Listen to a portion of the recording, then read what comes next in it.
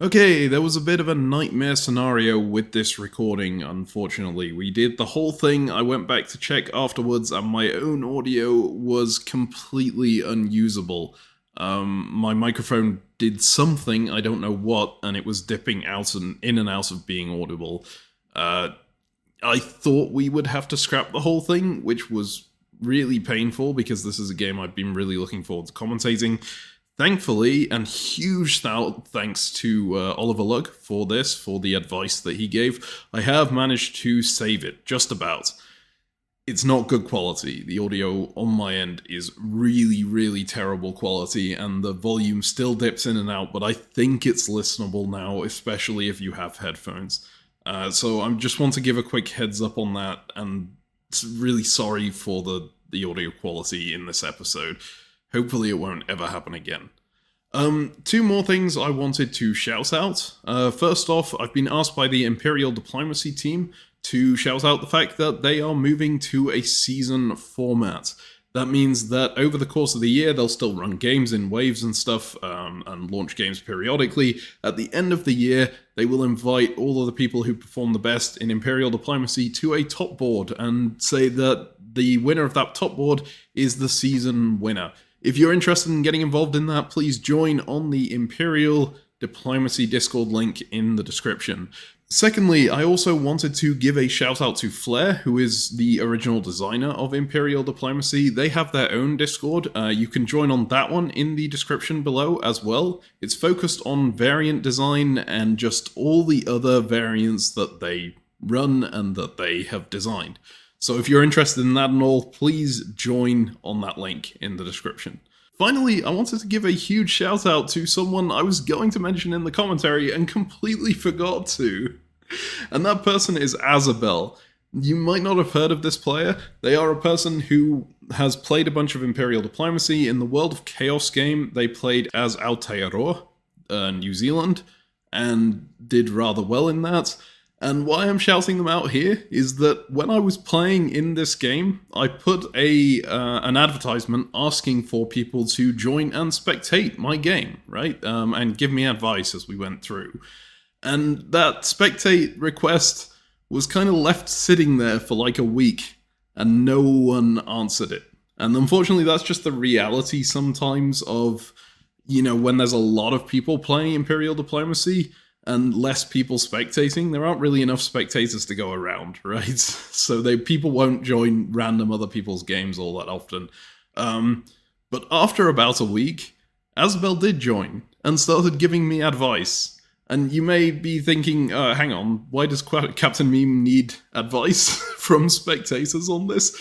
We'll get into that in the commentary itself, but it was a very nice moment, and Asbel just in general was an awesome person, and chatted with me a lot, and I just really enjoyed that conversation. So I wanted to say a huge shout out and thank you to them.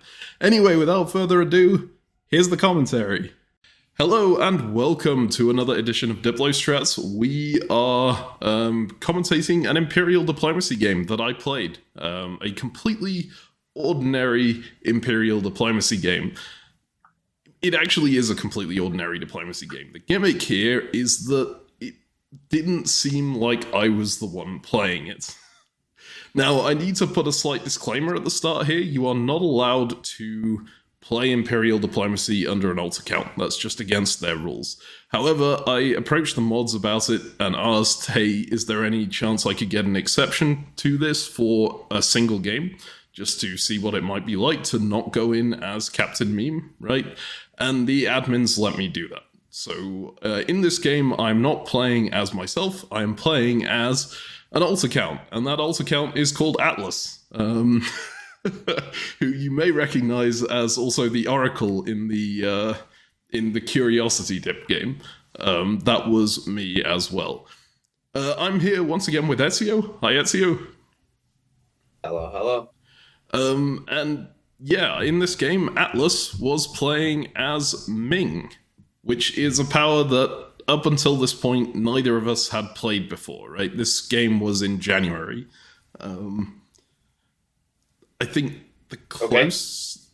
Okay. In fact, have we played anything around this area? I guess we played Russia that one time that we tried to forget, right? I had an Ayutthaya game Oh, right, okay. that I played in October. Gotcha. I was not going to make it to the channel. Okay. Right. But yeah, the reason I kind of wanted to do something like this is that it's always incredibly awesome, right, to go into a game and know that there are some people in the game who are there and playing diplomacy because they watched the videos. That is a fantastic experience to hear someone say that.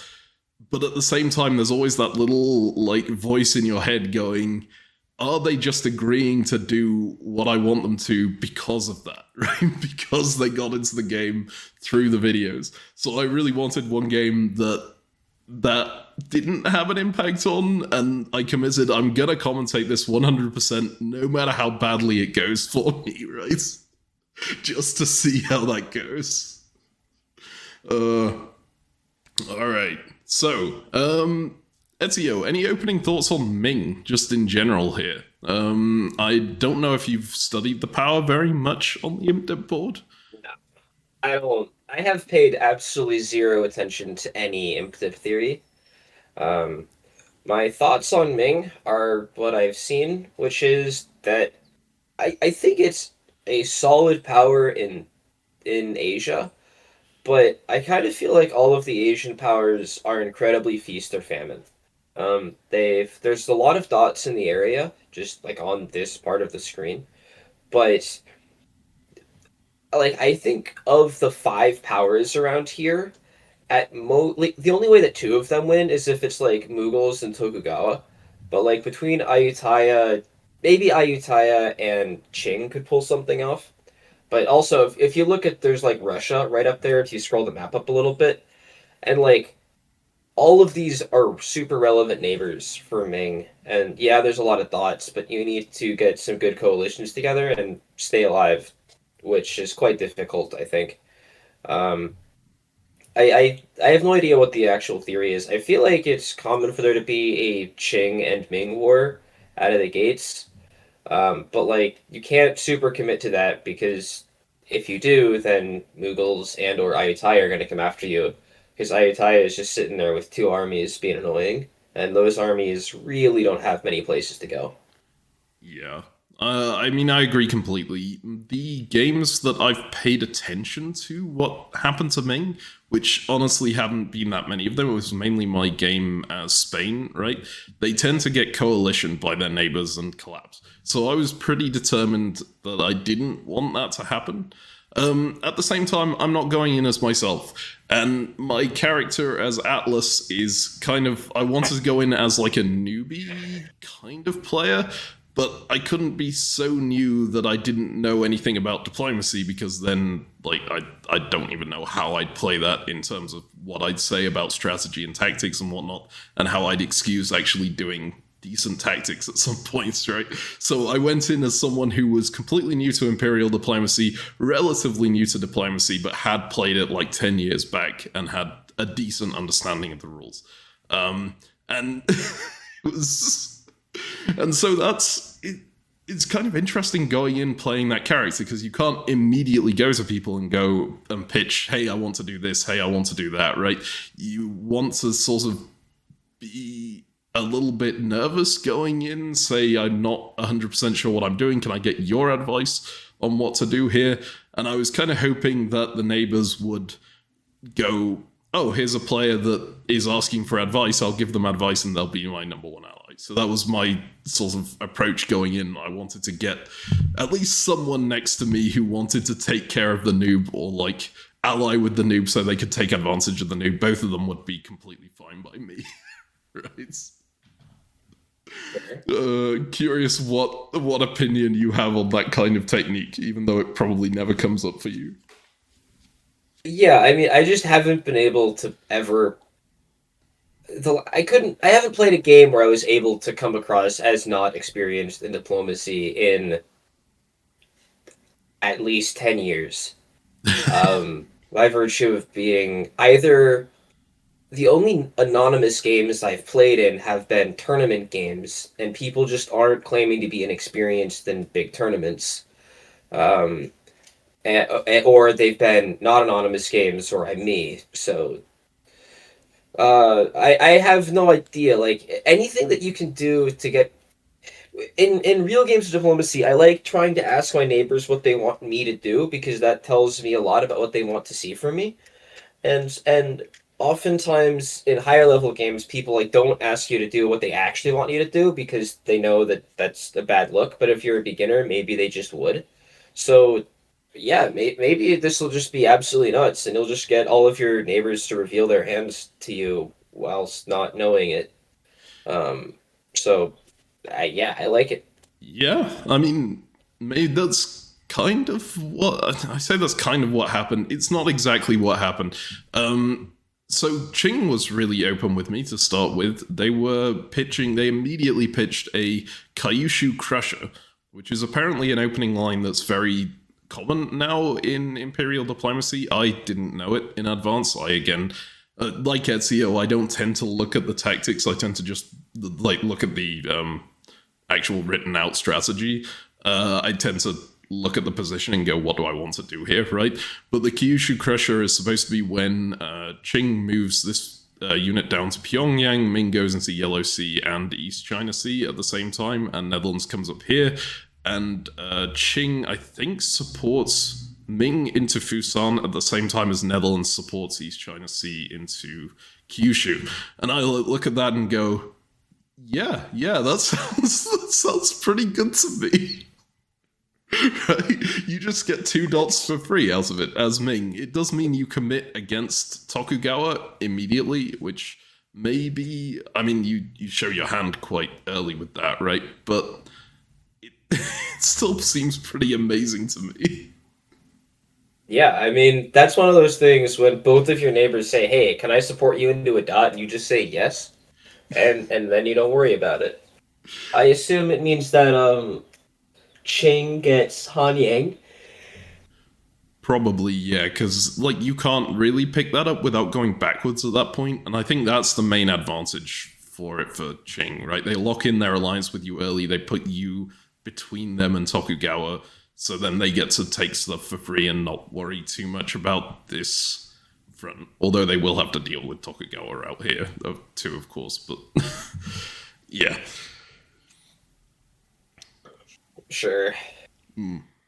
So Yeah, I mean, I don't know. I think like that's just a great start. Were Ching also pitching something anti-Russia with you, or were they uh just doing this and then leaving your armies to go do whatever they want? off the top of my head, I again, this was like 4 months ago. I don't remember whether they hard pitched anything anti-Russia. I do remember that Russia was pitching that I should attack Qing, and I wasn't that interested in that, obviously, because of this. I mean, Qing is offering me a far better deal off the bat, and again, I got the impression with Russia that they were kind of exactly the person I was looking for in that they were willing to take a noob under their wing, right? The way that they were talking to me gave me that impression. But I also got the impression that they were someone who was very willing to take advantage of the fact that said player was a noob. So they were saying things like, "Oh yeah, the normal starting line for Ming is to just go into Qing," and maybe it is. I don't know if that's the case, but that's obviously a very good, a very good thing to say to a noob who doesn't know otherwise, right?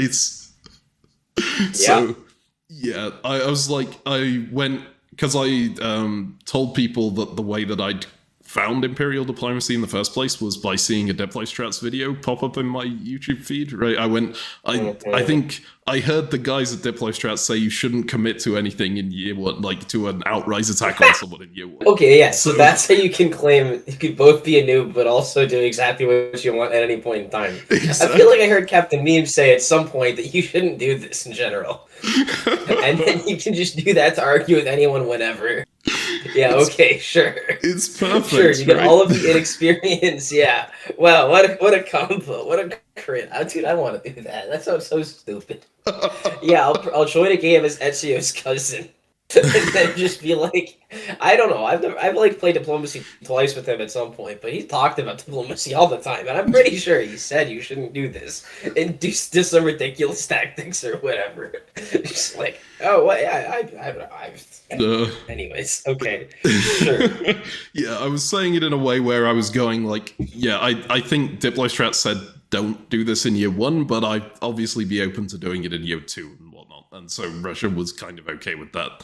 And that's fine by me, right? That's what I want.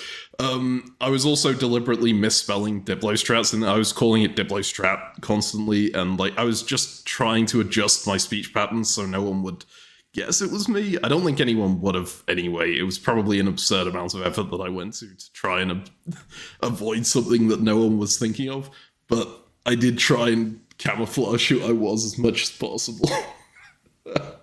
Yeah. And I mean, you could tell us at the end if anyone actually sussed you out. If I recall correctly, like no one even for a second thought about it. Like as far as I saw, like I think people just wouldn't think about it. With the number of people who play Imperial Diplomacy, right? It's very unlikely that there's some random YouTuber in your game. So yeah. It was a lot easier to get away with than I thought. Game, yeah, if I join any game and try to do this, people are going to be ready for it. So that's real sad. I missed my window. Yep. Yeah, sorry about that. But from now on, you should suspect every single new player of being Ezio. I think that'll be great for the hobby. The poor people. Okay, anyway. Right, so the North... So up here, this is going quite well, right? These negotiations here are great. Down south, less so, because I'm asking both of these players what they want me to do, right? What they would prefer happens, and they both say that they want the dots that I would really like, right? Ava and Bobo and Ava. Yeah, because you do. If someone asks you what do you want to happen, you say I would like to get a dot, right? Yeah. Of course, they're both doing that under the understanding that I'll go for the other dot there, because someone's got to attack someone in this triangle. And yeah, I'm not certain how to like push back on that much. I do push back a little bit, but both of them are pretty insistent that they get the dot. The main like thing that I get out of it is that Ayutthaya says it's okay. I'll take Ava. You get Don King. I'm like, well, I get Don King anyway, that's right? But reasonable. It's but yeah, that is what we agree to at the end of the day. I will say, I want to talk about the couple of dots over here with Bamo and Ava, just as a general thing. This is a situation where I think being aggressive in negotiations and pushing for a dot for yourself actually increases your ability to be allied with someone. That's not normally the case. Normally, giving away dots is a good way to make people take the deals that you give, and then long term you have a better chance to make things happen. But in a case like this, if you're Ayutthaya and you don't go for Ava, or if you're Mughals and you don't want Bamo, you are just giving the other two an opportunity to make an alliance and then agree to work with each other in a way that makes your life much worse.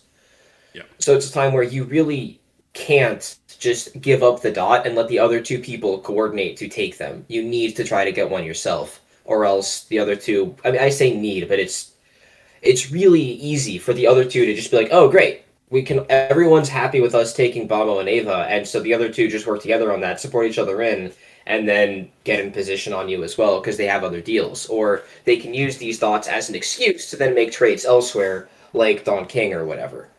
So it's actually really important that you get one of these dots if you're part of the triple. Yeah.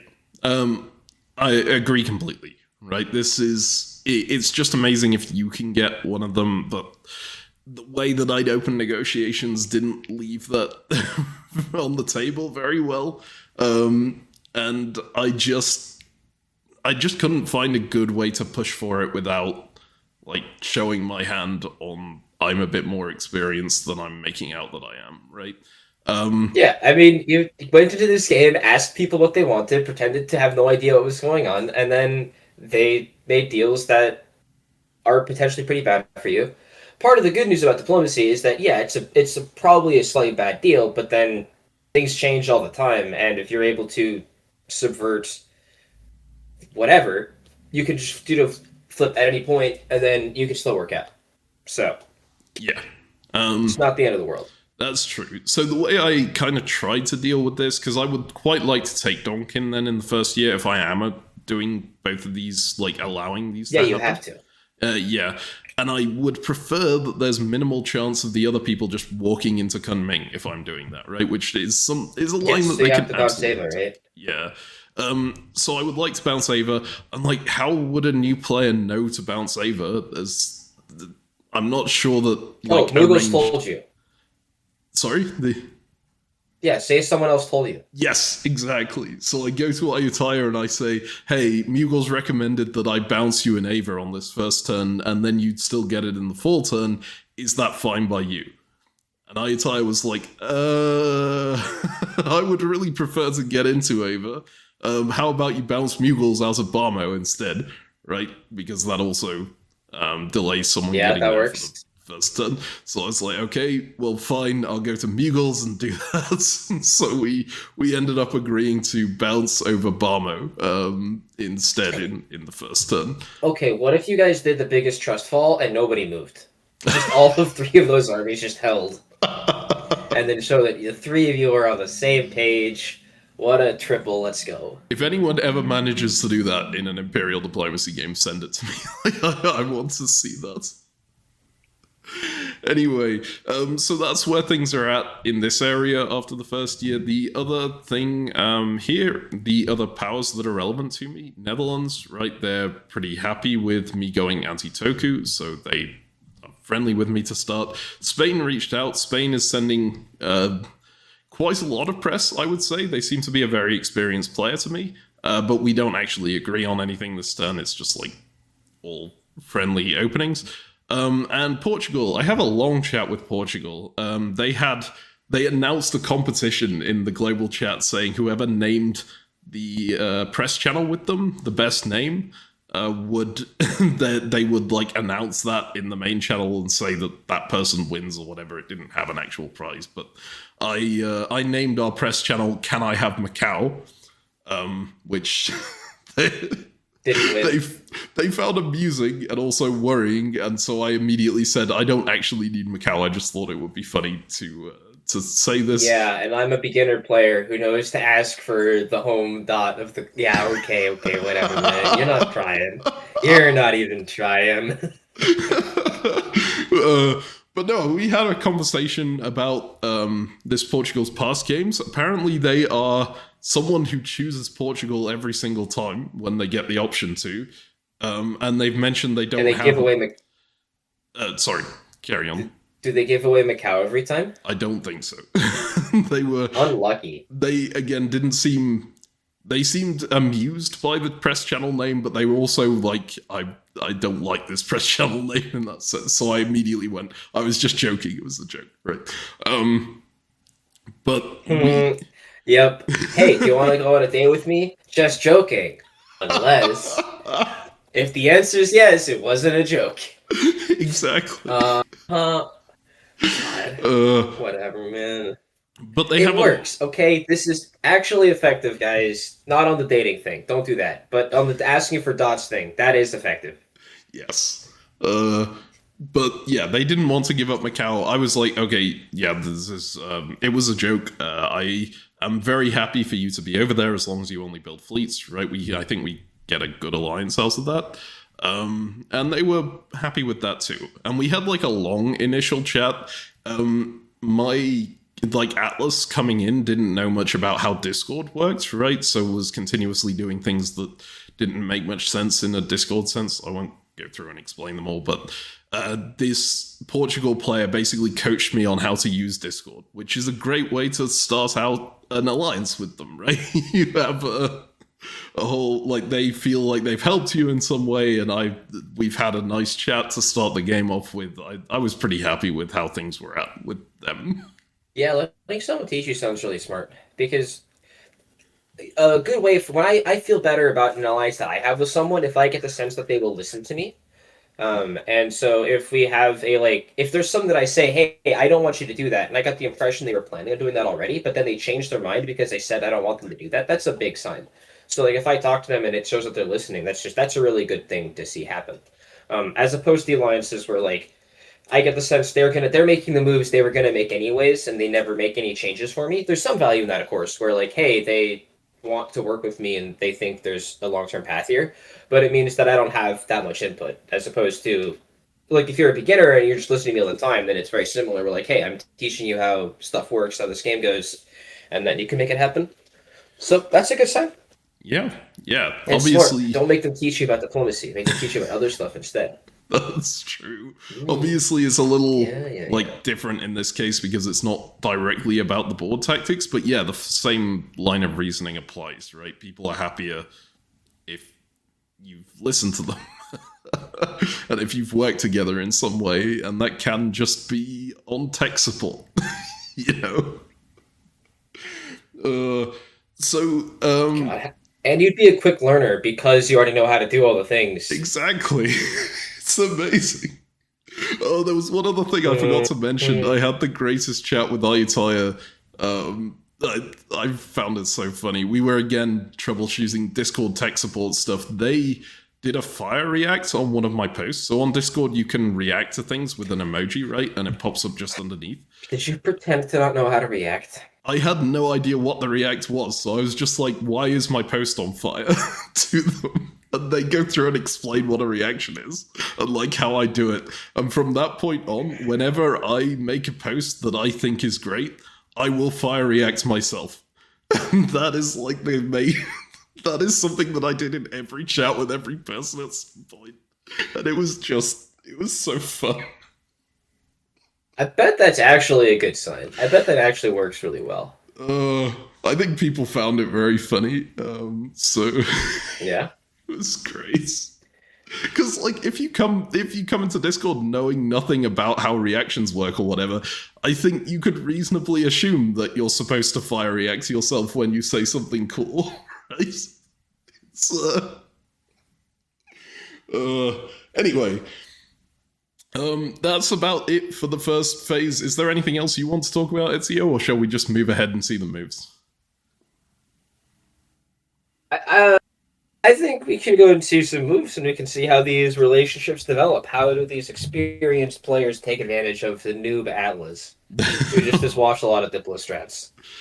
All right. The answer is that they don't to start with, right? They're like all pretty friendly moves from basically everyone. Notably, Japan moves in such a way that they can protect against the Kyushu Crusher, so I think they may have figured out what was going on, or maybe they just didn't trust the Dutch and wanted to go into two centers next to the Dutch, which makes this Kyushu Crusher thing a bit less effective. They can support hold Kyushu, right? But I still get Fusan out of it, so it's all right for me, right? I'm set up to get Zening and Ring Pumpa, and I just need to trust that Ayutthaya isn't going to walk into Kunming, and I can get Donkin as well. Or you could ask them to bounce you in Kunming, right? Like, and then you could send Ring Pumpa back to Kunming and bounce, and then you go take Don. Oh, that's a good idea, actually. I did not think of that. Unlucky. Well, something quite interesting. Well, okay, so there's no particularly interesting moves here. Russians don't look great towards me, right? But Russia did make it kind of clear that they wanted Tafan, and I was going to Zinning anyway, so I kind of just went, yeah, that's fine. The Russian has... Yeah, I mean, yeah. Getting Turfon requires you to commit 2 units to defend it, or it requires you to get Ching to tap Kara Korum, right? So... Yeah. It's tough, right? If you go in immediately, then you can work with Ching against Russia, and that's fine, but then you're not like putting as much pressure on this front. And I think I prefer taking like a solid core here and then expanding out rather than trying to go for something so far away immediately. Especially when Mughal can also impact that, right? Yep. All right, so there's no particularly unexpected moves here, apart from the Japanese moving in this way, right? Everything is pretty normal. As per usual with these regional Imperial Diplomacy games, we're not going to look very much at the rest of the board. There's a lot going on here that we're just not going to pay any attention to, right? So this is going to be focused on my experience as Ming, so we're going to be zoomed in here for most of it. Yeah, and again, I'm tempted to ask what's going on in Indonesia because that like is a little bit maybe relevant, but that's I think maybe too much, Okay, and so so I don't think we're gonna look at Indonesia. I think Indonesia is definitely relevant to me. The problem is, I'm a lazy player by default, right? I tend to not bother messaging people who are a bit far away. I tend to like just letting the board do its thing and then react to whatever thing happens. And especially when I'm playing as a newbie character, I'm not going to be asking people what's going on the other. Well, I say the other side of the world. It's so close to me, right? There's no Yeah. excuse for me not doing this, but I just don't. Oh, there's a great excuse. You're lazy and don't want to. That's a perfectly Exactly. good excuse. If you're gonna win the game anyways, who cares? Uh, so this is very relevant, and like if you're playing Imperial Diplomacy well, you should be focusing on things like Indonesia as Ming, but I wasn't. So, and even if I was playing as myself, I wouldn't, because I'm a lazy bastard. All right. All right. So we are now in on the clean map, I think. Here, and there's very little threat to me here, right? The only thing, as mentioned, is that possibility of Ava going into Kunming. I probably should have asked for a bounce on that. I don't initially ask for a bounce on that. And something quite interesting comes up at the same time. I get a message from the Safavids, who are very friendly and reaching out, and I wonder what the Safavids might want to talk about. Right? There's only really one thing that can. Well, okay, there's two things that concern both of us, right? But the main one is this: the Mugles, and Yeah. the Safavids are trying to get together a coalition to just take the Mugles out of the game as soon as possible. And I am. Obviously, I've been telling Russia, hey, I'm not that interested in attacking anyone on year one, right? Because Diplostrat says so, and Diplostrats are the people I'm following the advice of. Mhm. But Russia But has, Saturday said we could attack Mughals together. yeah, but Russia has also messaged me saying, hey, Safavids approached me about this, I'm pretty down for it, right? We can take the mules out. And at the end of the day, like, Qing was someone I was friendly with who I didn't want to go to war with, so I'm perfectly happy following Diplostrat's advice on that one. Mugles, I think I would benefit quite a lot if they were squeezed out of the game, right?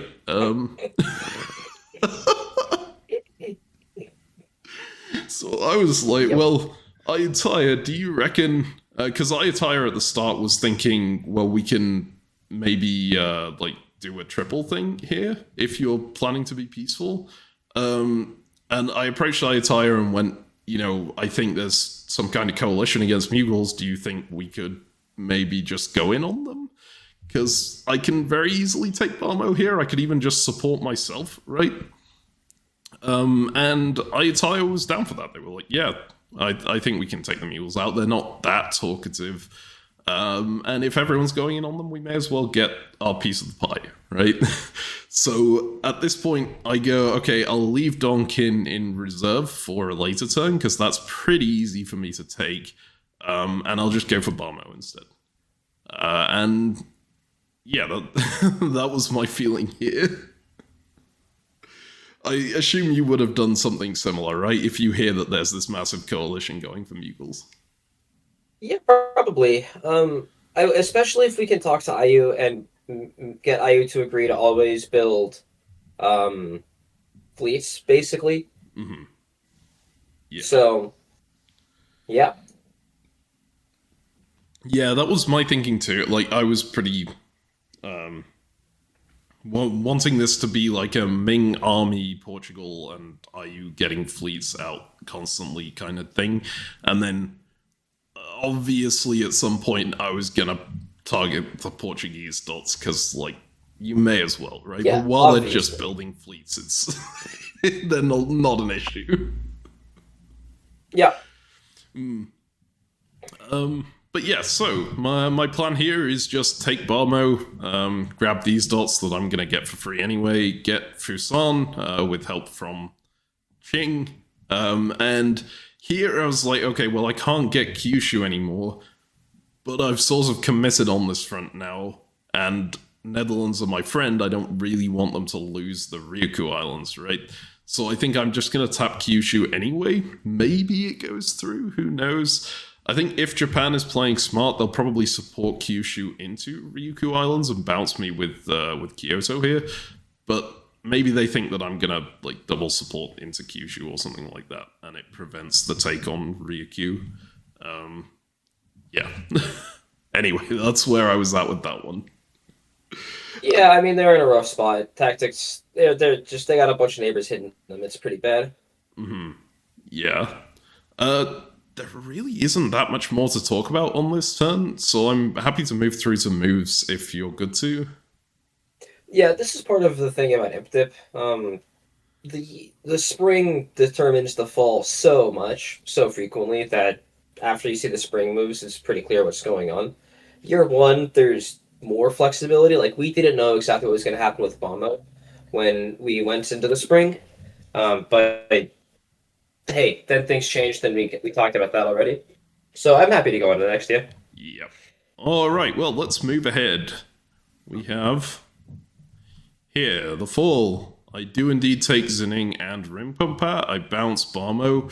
You'll see that Mughals last turn they tried to go Sasaram to Golkata. Maybe I'm like thinking wrong. We didn't agree the bar. I think we agreed the Barmo bounce in the first year. Anyway, this year they come up to Bhutan, which is like very blatantly anti-me, right? Or at least pro them getting into making sure that they get into Barmo. But it doesn't matter, I've got enough of these supports on it, and like as a noob, I throw on an extra support that is invalid.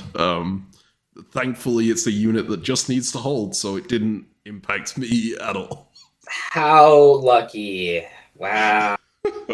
Look at you. So convenient. See, this is one of those bad noob mistakes. Noobs never make this mistake. Okay? I'm just being honest. This is not a thing that noobs do. Noobs might do a thing where Chengdu moves to Kunming or Ring Pungpa moves to Bamo, and they would try to support that. They make that misconception all the time. But noobs aren't just like, oh, this thing is super far away. I'm just going to throw a support on it. Yeah. Maybe like yeah, no, this is not even a good attempt to look like a noob. Come on, man, do Yeah, better. but what do you do that actually is a good attempt to look like a noob hit? Maybe support holder income up Pung Pab despite it not needing it, right? That might be the Yeah, or enter a I core think then holder. you get I think send the message, hey, if I support Ring Pung Pa, does it cut the support? Or try to core. I think you could try to core, and that would be a good new mistake. Yes. Okay. Yeah, that makes sense. The more common noob mistake I see with support moves is trying to support a unit adjacent to you that's moving somewhere, right? So if Ring Yeah, Pungpa was going to Ring Pung Barmo, Pa then to bomb. trying to Yeah, support that forward. But yeah, you're right. This is a bit of a it's never gonna really fool anyone. But I think they all thought I was a noob by this point anyway, so it didn't really matter. sure. All right, so at this stage, oh yeah, over here I don't get Kyushu, very sad. But they don't even go for the Dutch in Ryukyu. I guess they figured I would probably cut them in Kyushu, so they just go to the Bonin Islands, which I don't think existed last time I played in this area. Uh, you'll also note that Qing doesn't actually support me into Fusan. They don't need to, of course. There's nothing opposing it at this point. But they had said they were going to, so that's like, Oh, and you can use this to feign a war against them because this is something that noobs do all the time. Hey, we agreed that you were gonna do a support or something that's completely unnecessary. And then I don't give the support, and then they get really pissed at me despite it not actually costing them anything. So you have a perfect casus belli now. They've broken a deal with you. You can attack them with everything. Yep, that's how you pretend to be a noob. That's an interesting theory. We'll talk about what happens Mm-hmm. with Qing more next turn. Mm-hmm. But yeah, they also Yeah. don't bounce Japan out of Ainu or anything, which is fair. They just go for the centers that they can take and go for the double, right? But it does mean that they are not really involved in this war against Japan, well, against Tokugawa. I keep calling them Japan because my Atlas deliberately called them Japan all the time, despite them being called Tokugawa, just because I thought that might be something that a noob might do, right? Now I need to get out of the habit of doing that again. Anyway, yeah, Russia gets into Tafan up here. That's what it is, and no one else really seems to move on Mughal, despite everyone having supposedly agreed to. You note that Portugal takes the dot instead of going and bouncing Hyderabad. Technically, it would be England's job to bounce Hyderabad here, but England doesn't. Right, they just hold in Raja Mahendri. You'll note that Safavids just put themselves in Khiva here and take this dot off Portugal, none of which is helping us against Mughal. And I guess Russia move a bit towards Mughal here and get bounced out of I think Turkestan. significantly. Yeah, And actually. and with Mughals bouncing Russia out of Turkestan, I think that means it's very likely that Russia's going to try to take Yarkand. And I don't think Yarkand is going to get held. I think Yarkand's going to go. Unless, of course, Safavid change things. Safavid can change their mind. And given that, if you look a little bit further west, you can see that Safavid supported the Ottomans. It's technically out of the purview of this video, but you can see that the Safavids did support someone else against Russia. So the Safavid thing saying, oh, we're going to hit Mughals together is clearly full of it. They're clearly Yeah. going to work with Mughals, and they just wanted other people to put pressure on their ally, which they successfully did. So congratulations, noob gut sucker. Yeah. Okay. So the Russians did actually commit and do what they said they were going to do. I do remember them being very angry at the Safavids after this turn, which is Oh yeah, kind of because this is reasonable. brutal. Yeah. No Kabardia, no Turkestan. Ouch. I don't Yeah, know. and the Safavids were the ones who were ostensibly organizing the coalition against the Mughals, and so to have them be the ones to stab you is just like, oh, well, clearly.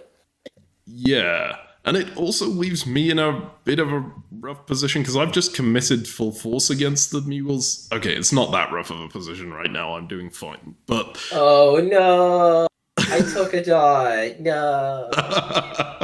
I have just committed against the Mughals with the understanding that other people are going to help me crush them. And the only. Ayutthaya did help me here, and Russia has gone Yeah, in, but Russia is probably now going to have to defend themselves, right?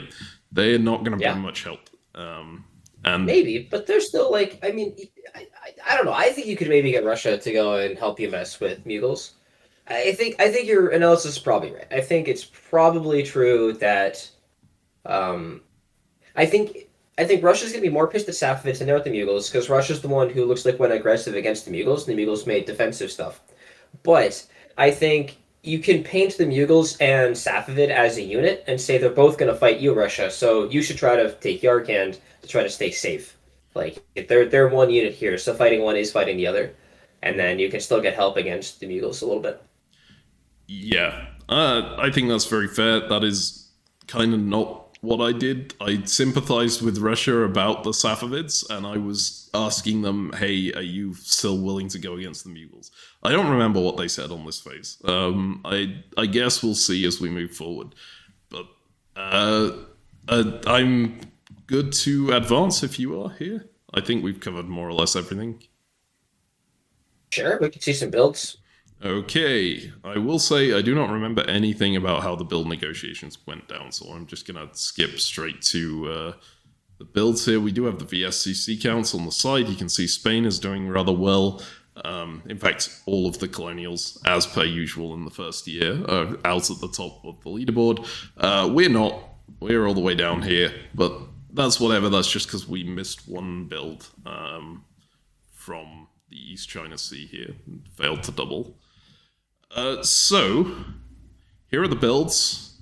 I go hard armies. Lanzhou, Chengdu, Kunming. I mean, that makes sense. I only had one place I could wave. And it looks like I decided to do that in Peking. which was probably at Qing's request. And you can see that Qing actually does commit hard against Tokugawa at this point. They build Shenjing and they build Haizunwei. And so they now have this fleet line ready to go out in this direction. And Japan is really the main place those fleets could go. They could probably go up this way if they really wanted to, but you don't need like fleet Shenjing if you're going to do that. Fleet Shenzhen is... There's going to be some tension over the Oriental Sea. Mm-hmm. I mean, I say that, but Qing just wins it, so... Yes. Cool. The main thing, of course, is Japan's... I haven't really looked at their position all that much, but Tokugawa's position with fleets is just... It's a bit rough for getting fleets onto this side straight away, especially if you've covered up Kyoto on the on the phase before, right?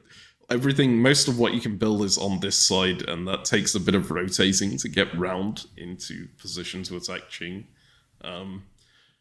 But hey, they do have a few fleets that can mobilize on this front, so we'll see how that goes for them. I build Nanking. Oh, I do remember. Okay, so Netherlands asked that I don't build this unit, the fleet. They wanted me to build no fleet in Nanking. And I think Qing wanted me to build no fleet in Peking, and so the option is at that point, okay, do I do what both of them want me to and just build an army? Which feels like a bad place to build an army, right? Or do I just go ahead and build a fleet somewhere anyway? And I just went to Netherlands towards the end of the phase and said, hey, Qing asked that I don't build in Peking, so I think I'm going to have to build in Nanking anyway, and I really need the fleets to go against Tokugawa, so I'm going to build the fleet there anyway. And at that point, I think Netherlands was asleep, which is always a good time to send your your last-minute press that they absolutely need to see, right? They really don't need to see it. I mean, it's pretty good if they don't see it. Yes, yeah. I mean, they would want to see it, but... Oh, yeah. Obviously, they would build a fleet in Formosa if they knew you were building a fleet in Nanking, but... Yes, exactly. Oh, well.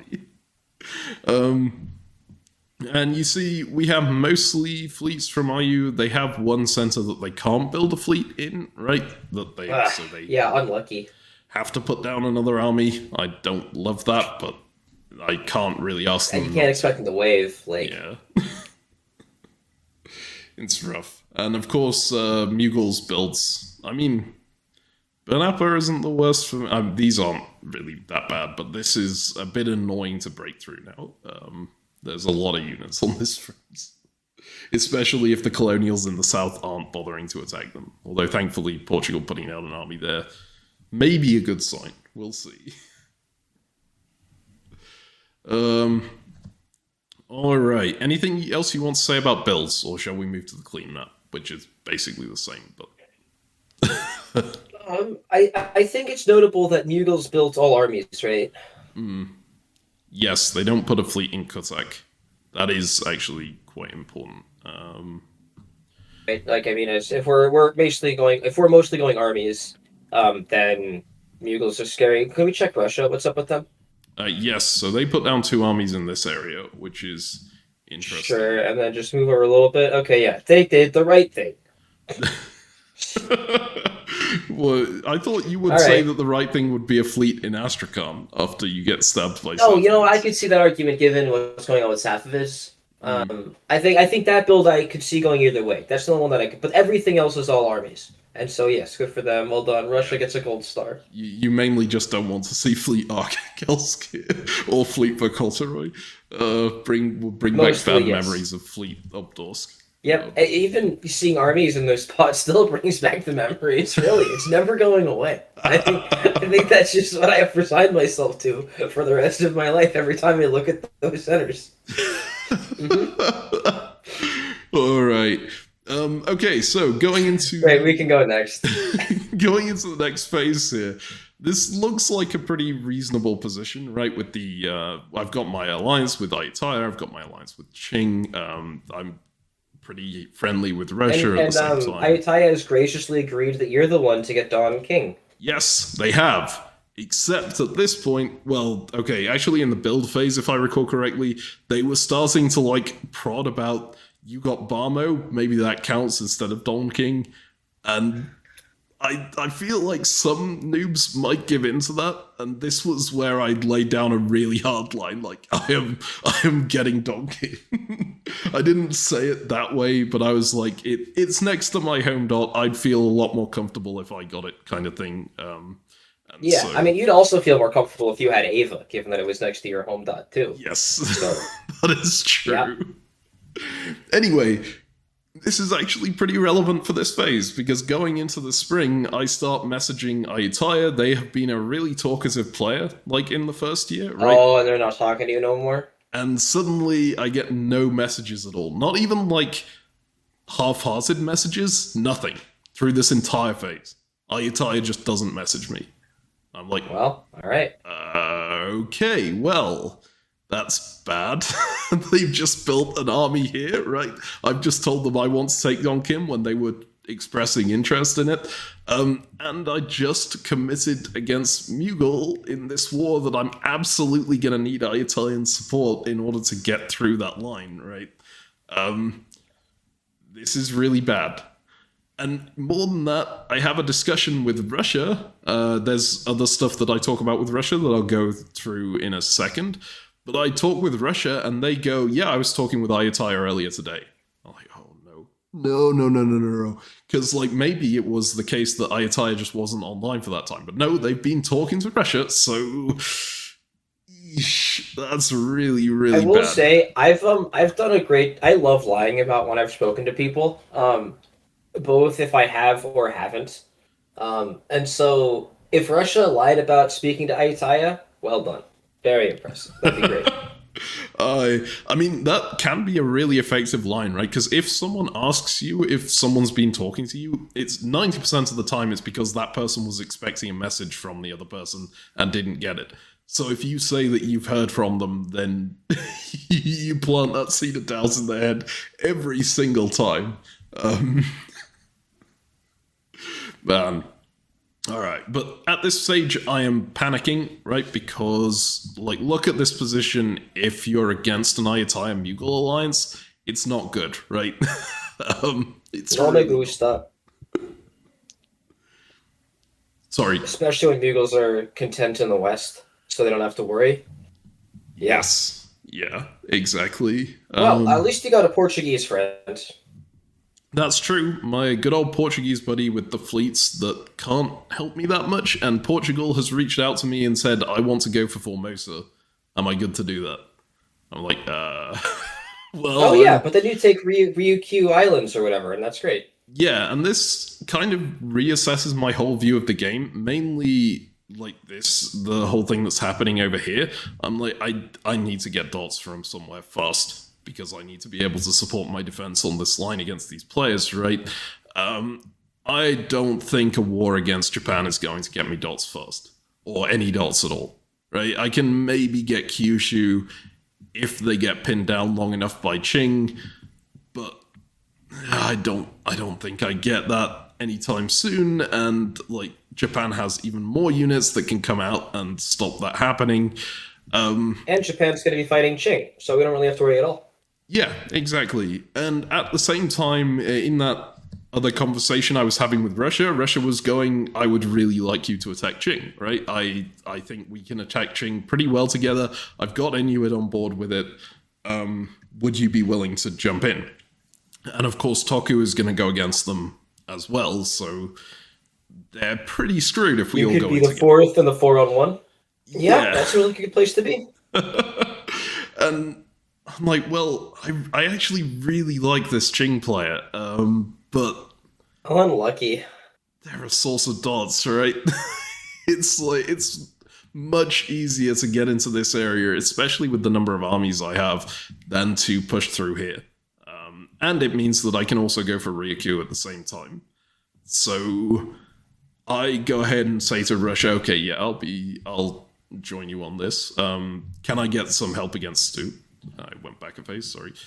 Can I get some help against Mughals at the same time? And Russia was like, I'll see what I can do, but like, look at the Safavids, it's a bit tough for me. Yeah. But Russia didn't even put a fleet down on Astrakhan, right? So Russia's not Archangel, or Astrakhan, the one on Caspian, right? Yeah. So Russia's clearly not actually going to be fighting Safavids. This is all just a smokescreen. Maybe, but like Astrakhan army can also be just to make sure that you can try and take Kabardia back. If they're thinking they're fighting a solid front over here, then maybe that makes more sense than the fleet. I don't know. Notably, Safavid didn't put down a fleet here, which is... Exactly, that's the sus part. Neither one of them did. This is all a smokescreen. They're gonna flip on Mughals now. Just you wait. Well, I sure hope so. But then, also at the same time, I'm like looking at this and going, okay, so I go, yes, I can go for Qing. I think that's going to be my best move here. I'm looking at this front and going, how can I pull armies away to go after Qing without losing too much at the same time, right? And Ayutthaya isn't messaging. Go talk to Mughals. Yes. Yeah, tell everything to Mughals. Exactly. So I go to Mughals and I go, hey, I'm really sorry about Barmo. On the previous turn, I was informed that there would be a coalition against you, right? And I figured it was better not to be the odd person out. And then there wasn't a coalition against you, so I'm sort of left like this. Would you like Barmo back in return for like us going after Ayutthaya together? And Mughals is like, yeah, sure, that sounds good to me. And I wasn't certain. My feeling was that they'd probably already agreed with Ayutthaya that they were going to take Barmo. That makes sense in this position. So me offering them Barmo doesn't really change very much about what their moveset is. It changes so much. If you're going to lose a dot, sell it. Give it away. Yes. Show that you're magnanimous and friendly. It's very smart.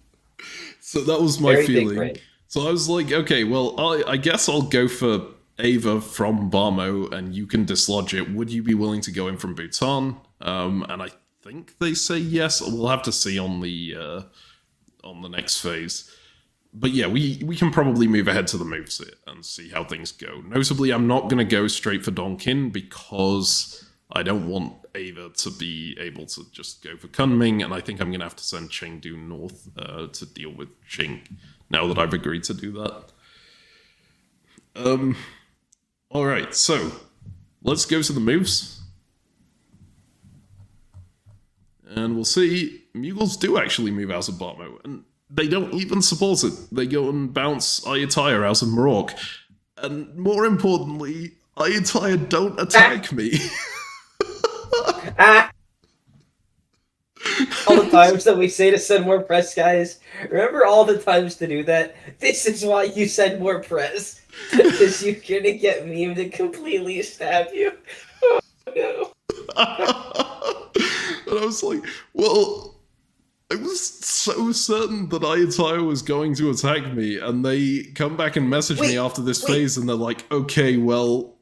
Okay, so my entire phase was determined by the fact that I thought Ayutthaya was going to attack me, right? It's what made me take the deal on Qing and stab them. Yeah. Yeah, it got... You thought that one of your allies was stabbing you, so you had to flip it. That makes total sense. But hold up, you could just flip back to Ayutthaya now. This is perfect. Right? Sorry, what was Ayutthaya's message? Were they apologetic because they didn't message you and they saw that this was their fault? Yes, exactly. They came to, they say, oh, I'm really sorry, I should have gotten back to you that phase. I just was too busy in that phase to talk to anyone. Right? And I'm like... Yeah, good job, Russia. Yeah. Okay. But, here's the thing. Now you can tell him, oh, look, since you clearly aren't going to attack me, everything's fine. Don't hit me in Ava. We'll be okay. And I'll just go and I'll retake Bamo from Mughals, and I'll just flip right back to you. This is no problem. We can make progress against here.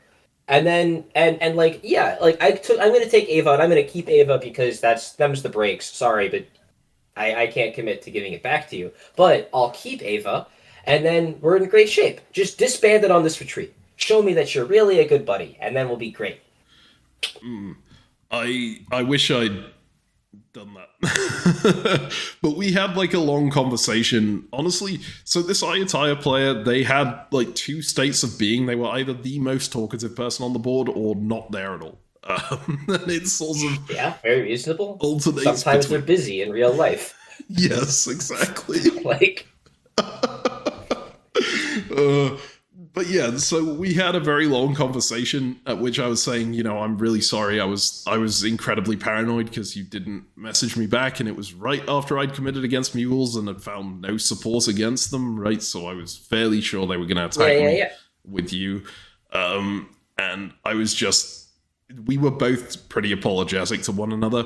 And they were like, okay, look, we can reset this whole thing. You go and take Barmo back, and I'll just keep attacking Mughal, and I'll tell Mughal that I'm super angry at you and that I'm going to attack you, and I'll try and take advantage of that to get into Kotak or something, right?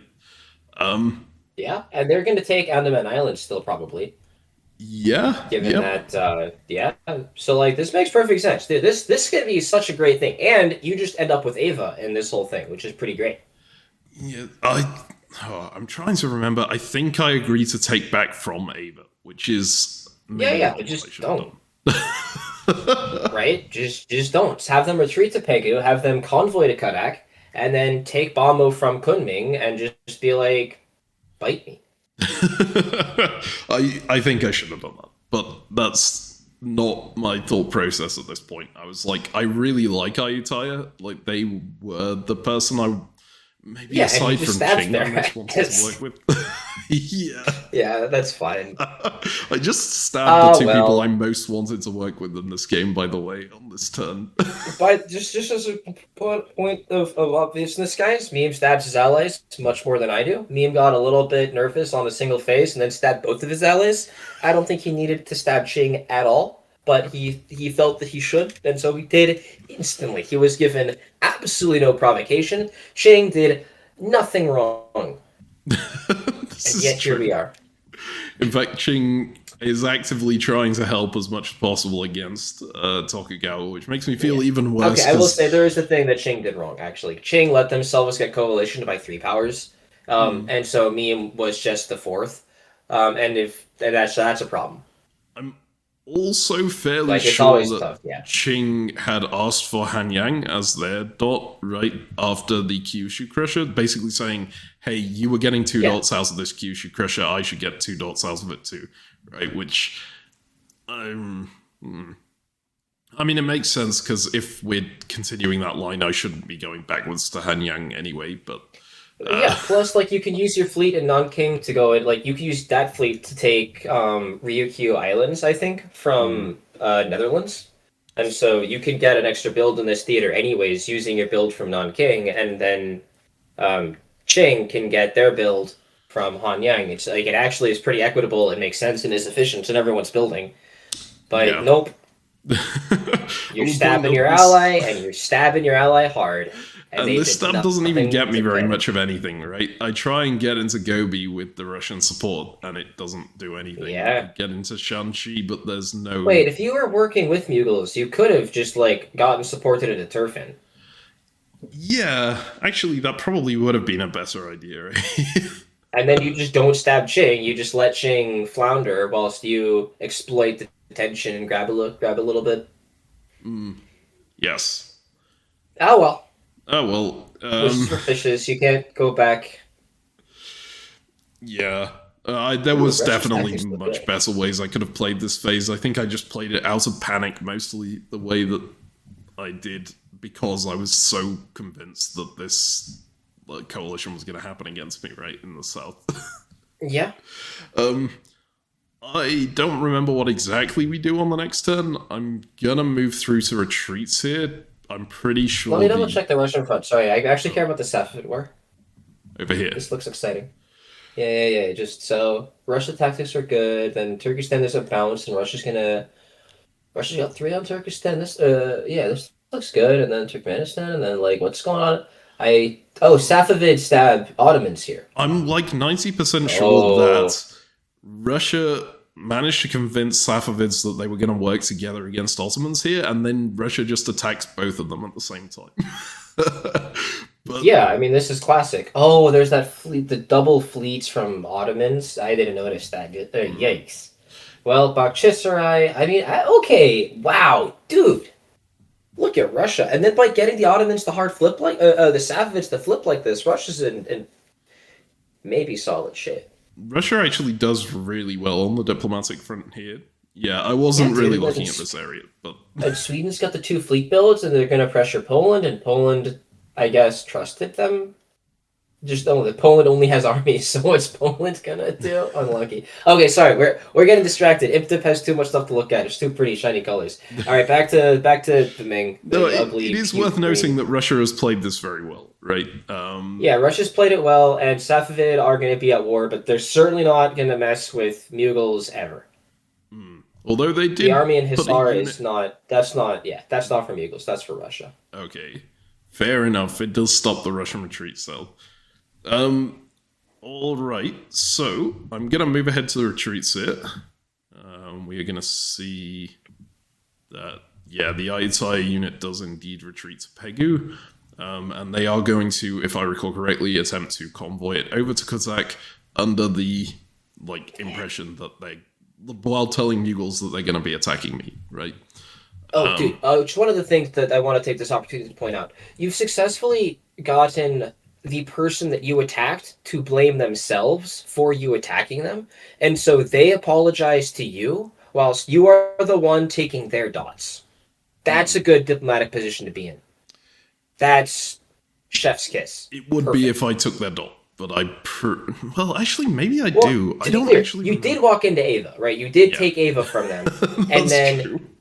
they apologize to you despite you taking Ava. Whether or not you keep Ava, like their apology might be effective to get you to back out, right? But you walked into their dot, they said sorry to you, and then that's the state of being. And I just wanted to point out that that's the current state of affairs, and this is really good. If you could ever make this happen, this is great. Yeah, I will follow that up by saying Ezio is making it sound like I'm doing something here, which I'm really not. Ayutthaya is apologizing to me because it was their fault.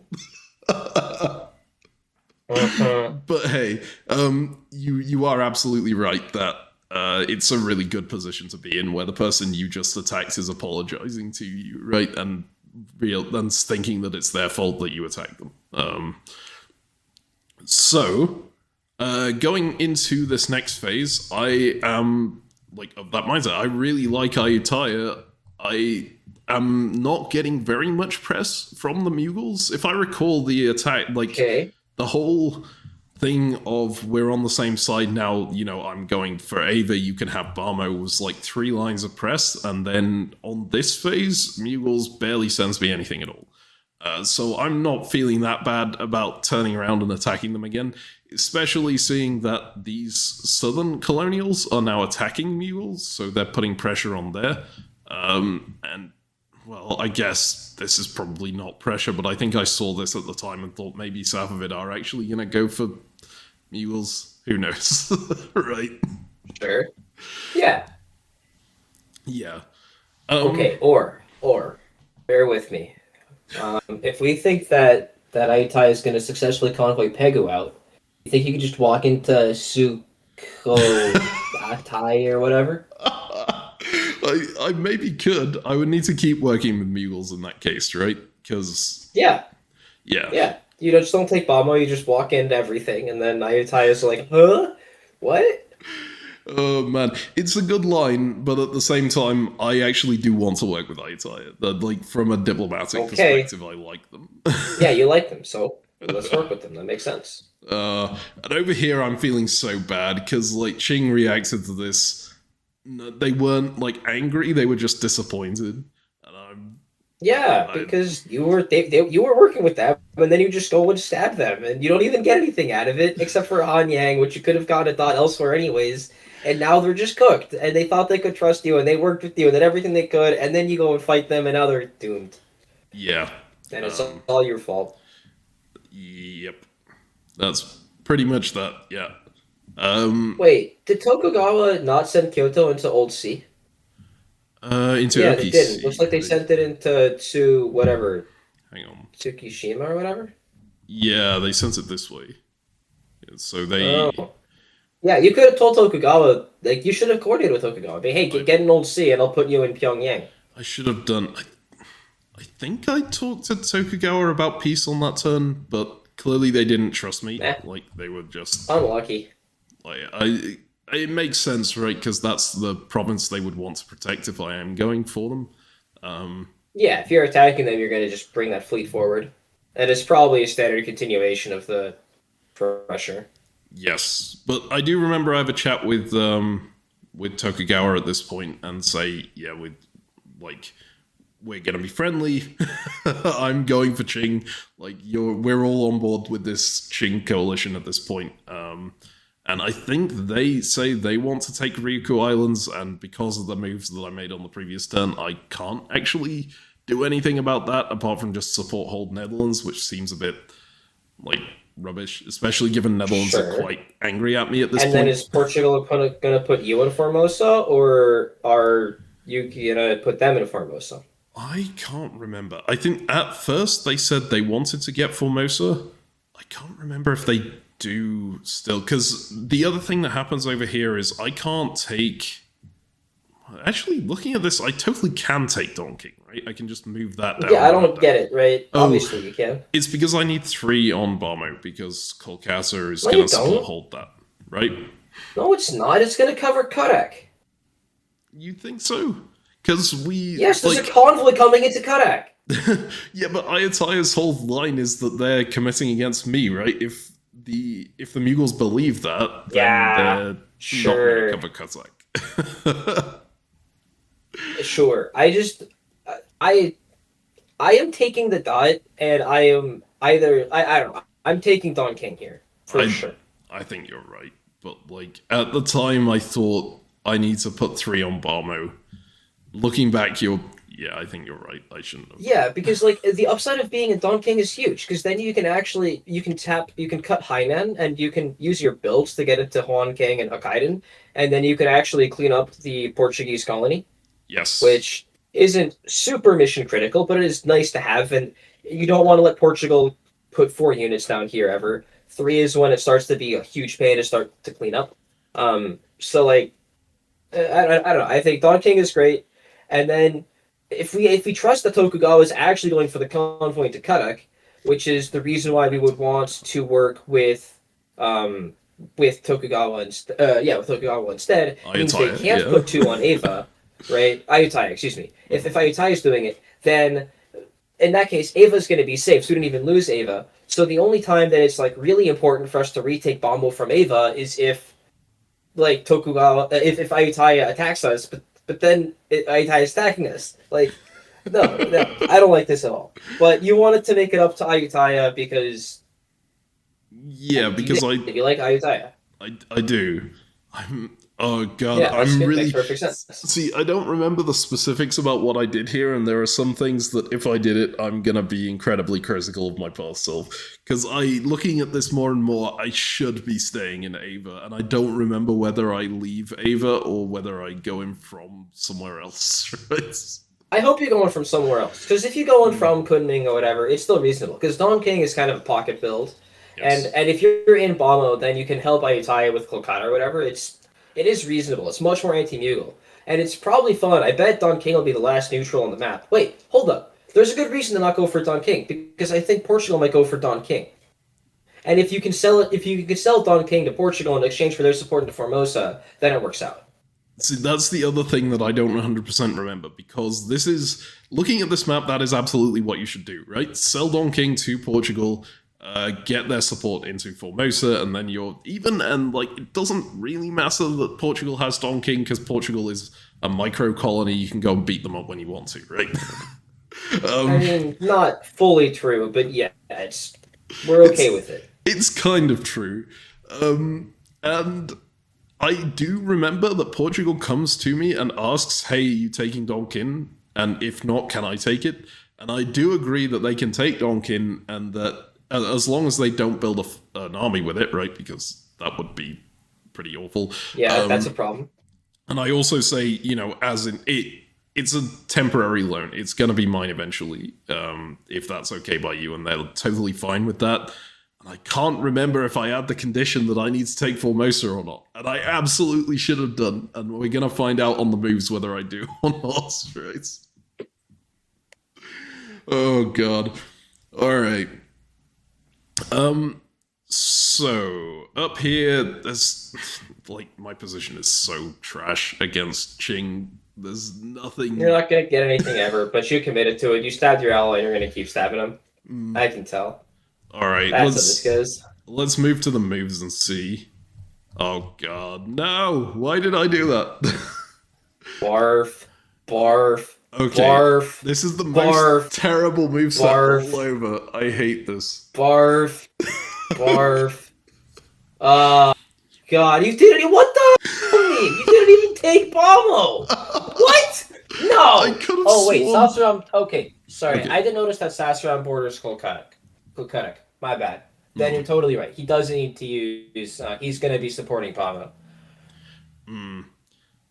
Okay, Yeah, I that's see, because reasonable. Sorry. that has to cut that. But like, Yeah, yeah, yeah. also me trying to move out of Ava to do this. I Whatever. mean, You didn't get in. It's totally fine. It was actually really good that you didn't take Bombo here because it's equivalent, right? You know, you have a good position on Bhutan. You can keep Ayutthaya sees that you tried, and you tried the right way, so that's all great. mm, Okay, sorry. I like this a lot more than I originally thought. I did the Sastram covering Karak meant that Ayutthaya can go for this line, and you know that you're not going to take Bombo. Because we know you're not going to take Bombo, supporting out of Ava doesn't matter because you're only giving it one support, not the two that it needs. So you're keeping Ava, and then you're getting into good position. Sorry, I feel much better. The okay. Formosa Don King thing, yeah, that one, that's still bad. You obviously should have gotten one of those two. Yes. But hey, But Portugal is very friendly with me at this point and quite happy. So that's something yeah, and then good. they're gonna put you in Ryukyu Islands for sure next, right? Yeah, I would hope so. I Surely. Problem is, Tokugawa's got a lot of fleets on that, so it's going to be tough to take. And taking it's going to piss him off. But, oh well, here we are. mhm, yes, I do actually like now that I'm looking at it more. Getting into Bhutan is really important. Yes, and yeah, the fact that we know that you weren't, like, there was no risk of you actually taking Valmo changes it completely. That one Satsum connection. I feel much better. Okay, so that's good. Yeah, this is bad, Yeah, but on the flip side, just this scroll down makes a me little look bit more. more Does like a Ayutthaya noob, get anything right? So else? it would have been totally. That's the reason. Clearly, I wanted to look Yeah, like a yeah, noob, but so I just did scroll down bad a little things. bit. What's going on? Ayutthaya, scroll down a little bit. Okay, Ayutthaya does get onto Mount Islands, and they take it from Malacca Strait. Okay, They and also then it looks like they lose. lose Sambas. So Yeah, Ayutthaya is +1 -2. So disbanding one. Oh wait, but wait, Spain is in celibacy. Who's in Spain's also in Halmaheracy? yes, they are going all in on But Netherlands. they Looks like. supported Netherlands into the Formosa. Scroll up. They no, they support Portugal into Formosa. Oh, wait. They're anti. Sorry. Yeah, they Yeah. Sorry. Portugal and Spain are like lockstep at this point, and I am. Yeah, that's it's not something I'm paying huge amounts of attention to because it is relevant to me, but it's also like okay, my main It's a interaction. global thing. You don't Yeah, need to care. It's just a exactly. micro colony. There's just going to be three Portuguese fleets and some Spanish fleets. And so it'll be easy to take back Macau and Tonking and Hainan whenever you want. Yep. Exactly. There's no issue here Mhm. whatsoever. Right. I don't look at the wider board. There's no reason to ever look at the wider board. There's no one doing particularly well here or anything, right? Well, I mean, we haven't even seen them get the dots yet, right? Click one more and then look at the leaderboard. This is And true. we're going to go back to this board. Just we're not going to leave it. I just want to. There we go. Because I think Spain gained 10 this turn. Spain did gain 10 this turn. Portugal gained quite a lot as well. They gained 6, which is less than 10, but Mm, it's still a good number. Right? yikes. So that alliance is doing very, very well right now.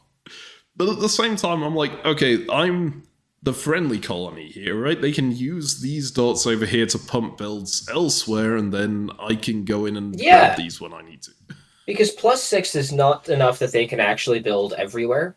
And Hmm. there are fronts where they're at war. Like, I think they're clearly going to need an army against the Mughals, it looks like. Yes. Or even fleets to go and support and try to recapture their stuff from the Safavids. It looks like in Africa, Portugal is going to be in trouble, so they're going to need armies there. So there's a solid chance you get them to wave. That said, they have 4 dots and 2 units, and those numbers usually indicate that you should build a unit in the area. Yeah. Just usually. I agree completely. We'll see whether they do or don't. Up here on the Yeah. Qing front, I slipped through into Liaodong to try and get a position here.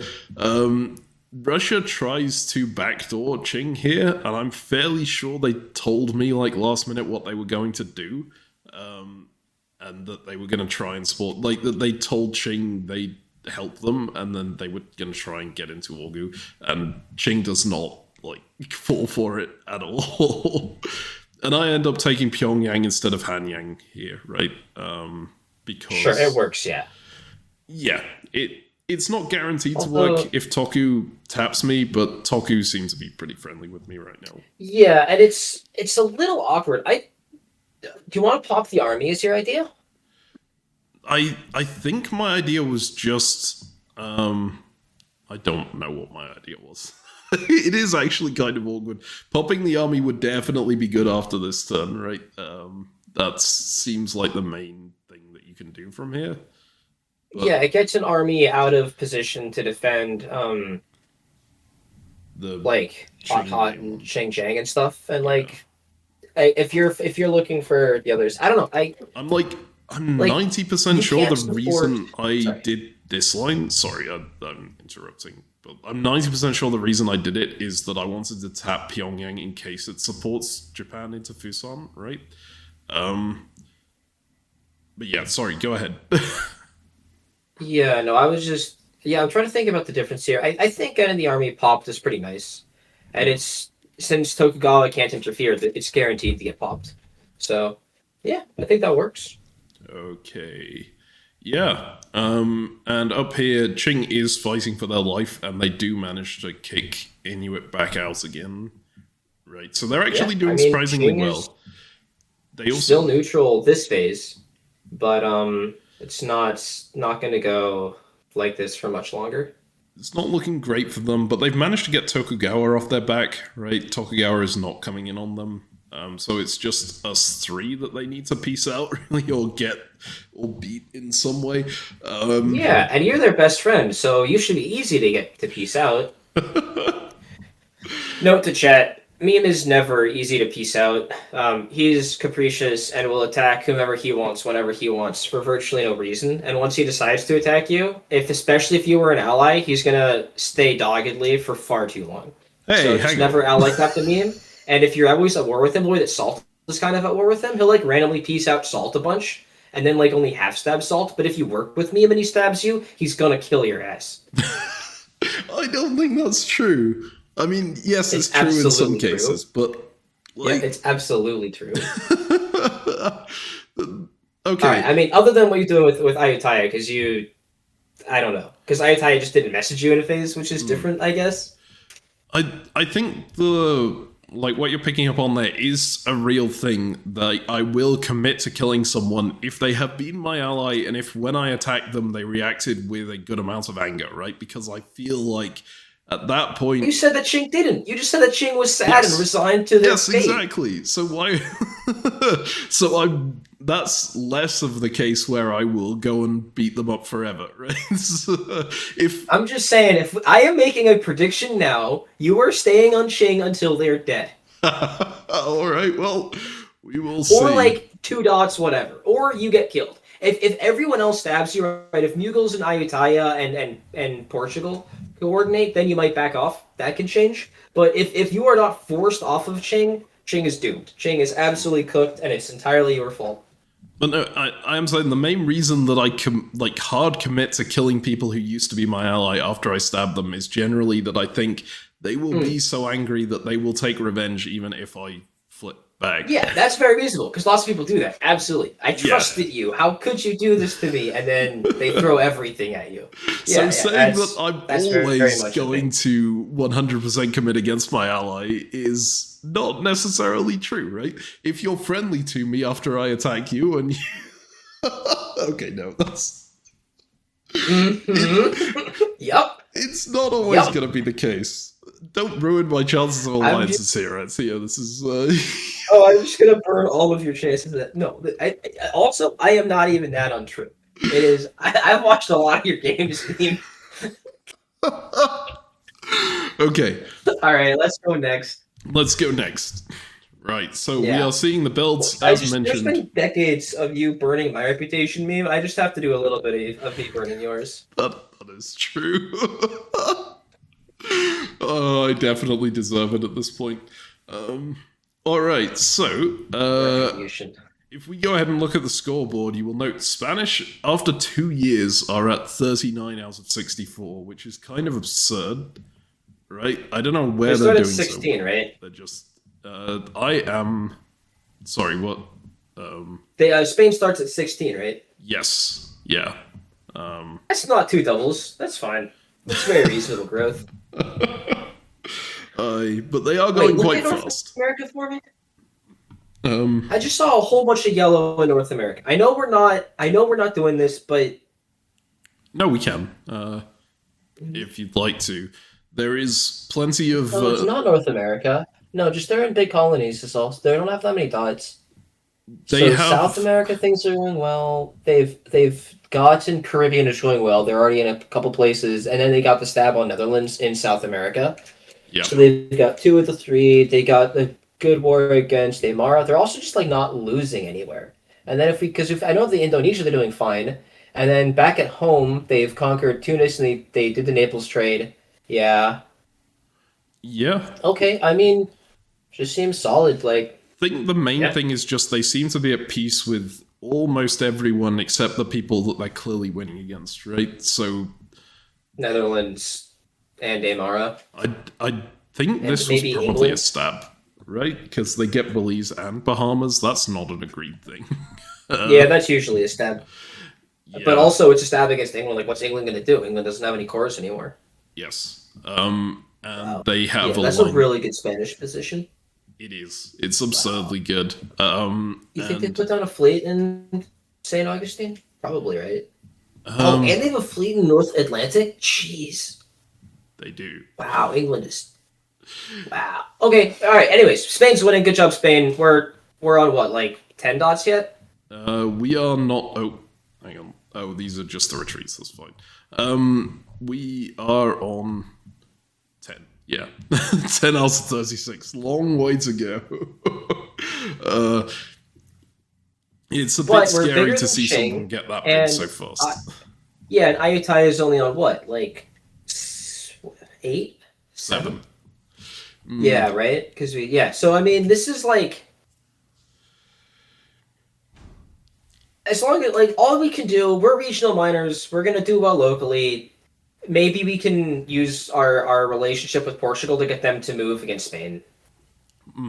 Yes. That's the hope. That's kind of all we can do. Ah, well. Let's give some builds here. Oh yeah, we can see the VSCC there, nearly 50% already to my 16.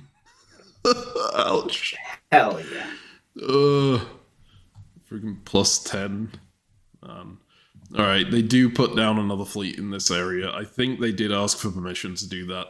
I probably should have said, hey, why aren't you building Goa? Oh my god. But Well, yeah, they're going after Netherlands, right? That's their priority. it But looks- yeah, if they put fleet here instead of Army Goa, check Iberia, I guess. Oh no, wait, they put down because Portugal put down a fleet. They did put something out, but they put down a fleet in Indonesia as well. So these are some areas they're really gonna. yeah. They're gonna fight hard. Netherlands are cooked. It is not looking so great. How many dots does Netherlands have left? They're still up here. They have 26 SCs. That's terrifying. Because Netherlands is that those are 26 dots that are going to Portugal, Spain. And France. I mean, France is also allied with Portugal and Spain, notably. You can see complete demilitarization here. They're working together over here, right? It's a pretty big colonial alliance right now. But it's not impacting me directly, so it's not my problem. Yeah, you're just basically killing the other regionals. You'll be fine. Yeah. Yeah. Alright, so, my build ends up being Army Lanzu. I guess I could put... Interesting. Yeah, I wonder where that army's going. Interesting. Yeah. I am surprised he didn't put it in Peking, actually. Mm, Kind of think yes, Peking would be better here. probably would be, eh? Okay, so here's the thing. On this phase, I have a big old conversation with Ching, mainly because they reach out to Yeah, me and talk and say, "Hey, is there any way we can de-escalate this?" Right? I think sure. I'll have a chance against these guys if we can peace out, and like I can help you against Russia. That Yeah. Turfen's yours. yeah, and we have a really long conversation about it. And I don't know whether it's just Okay. because I'm playing as a noob in this, and so I'm not thinking as much with my tactical brain, right? But so I did a video a very, very long time ago on this channel that was like a video diary of one of the old Nexus games called "Can This Alliance Really Work?" Between when I was playing as Turkey and went with an Austria-Turkey alliance, right? That's kind of spoiled by the title It anyway. works as an AT, I'll tell you that much. Or if you're the turkey. Yeah. And I'm not going to spoil that much about what happens in the video, but almost right at the start, I'm pretty committed to going into Austria, and then I have a heart-to-heart conversation with Austria, right? And I change my mind, even though going into Austria is clearly the best play at that point. It's just I feel bad for Austria, and and like I don't know that I Sure. do that often anymore, right? I usually Except let for this case, you're saying. yeah, I usually let my head roll, even though my head isn't always great at what it's doing, right?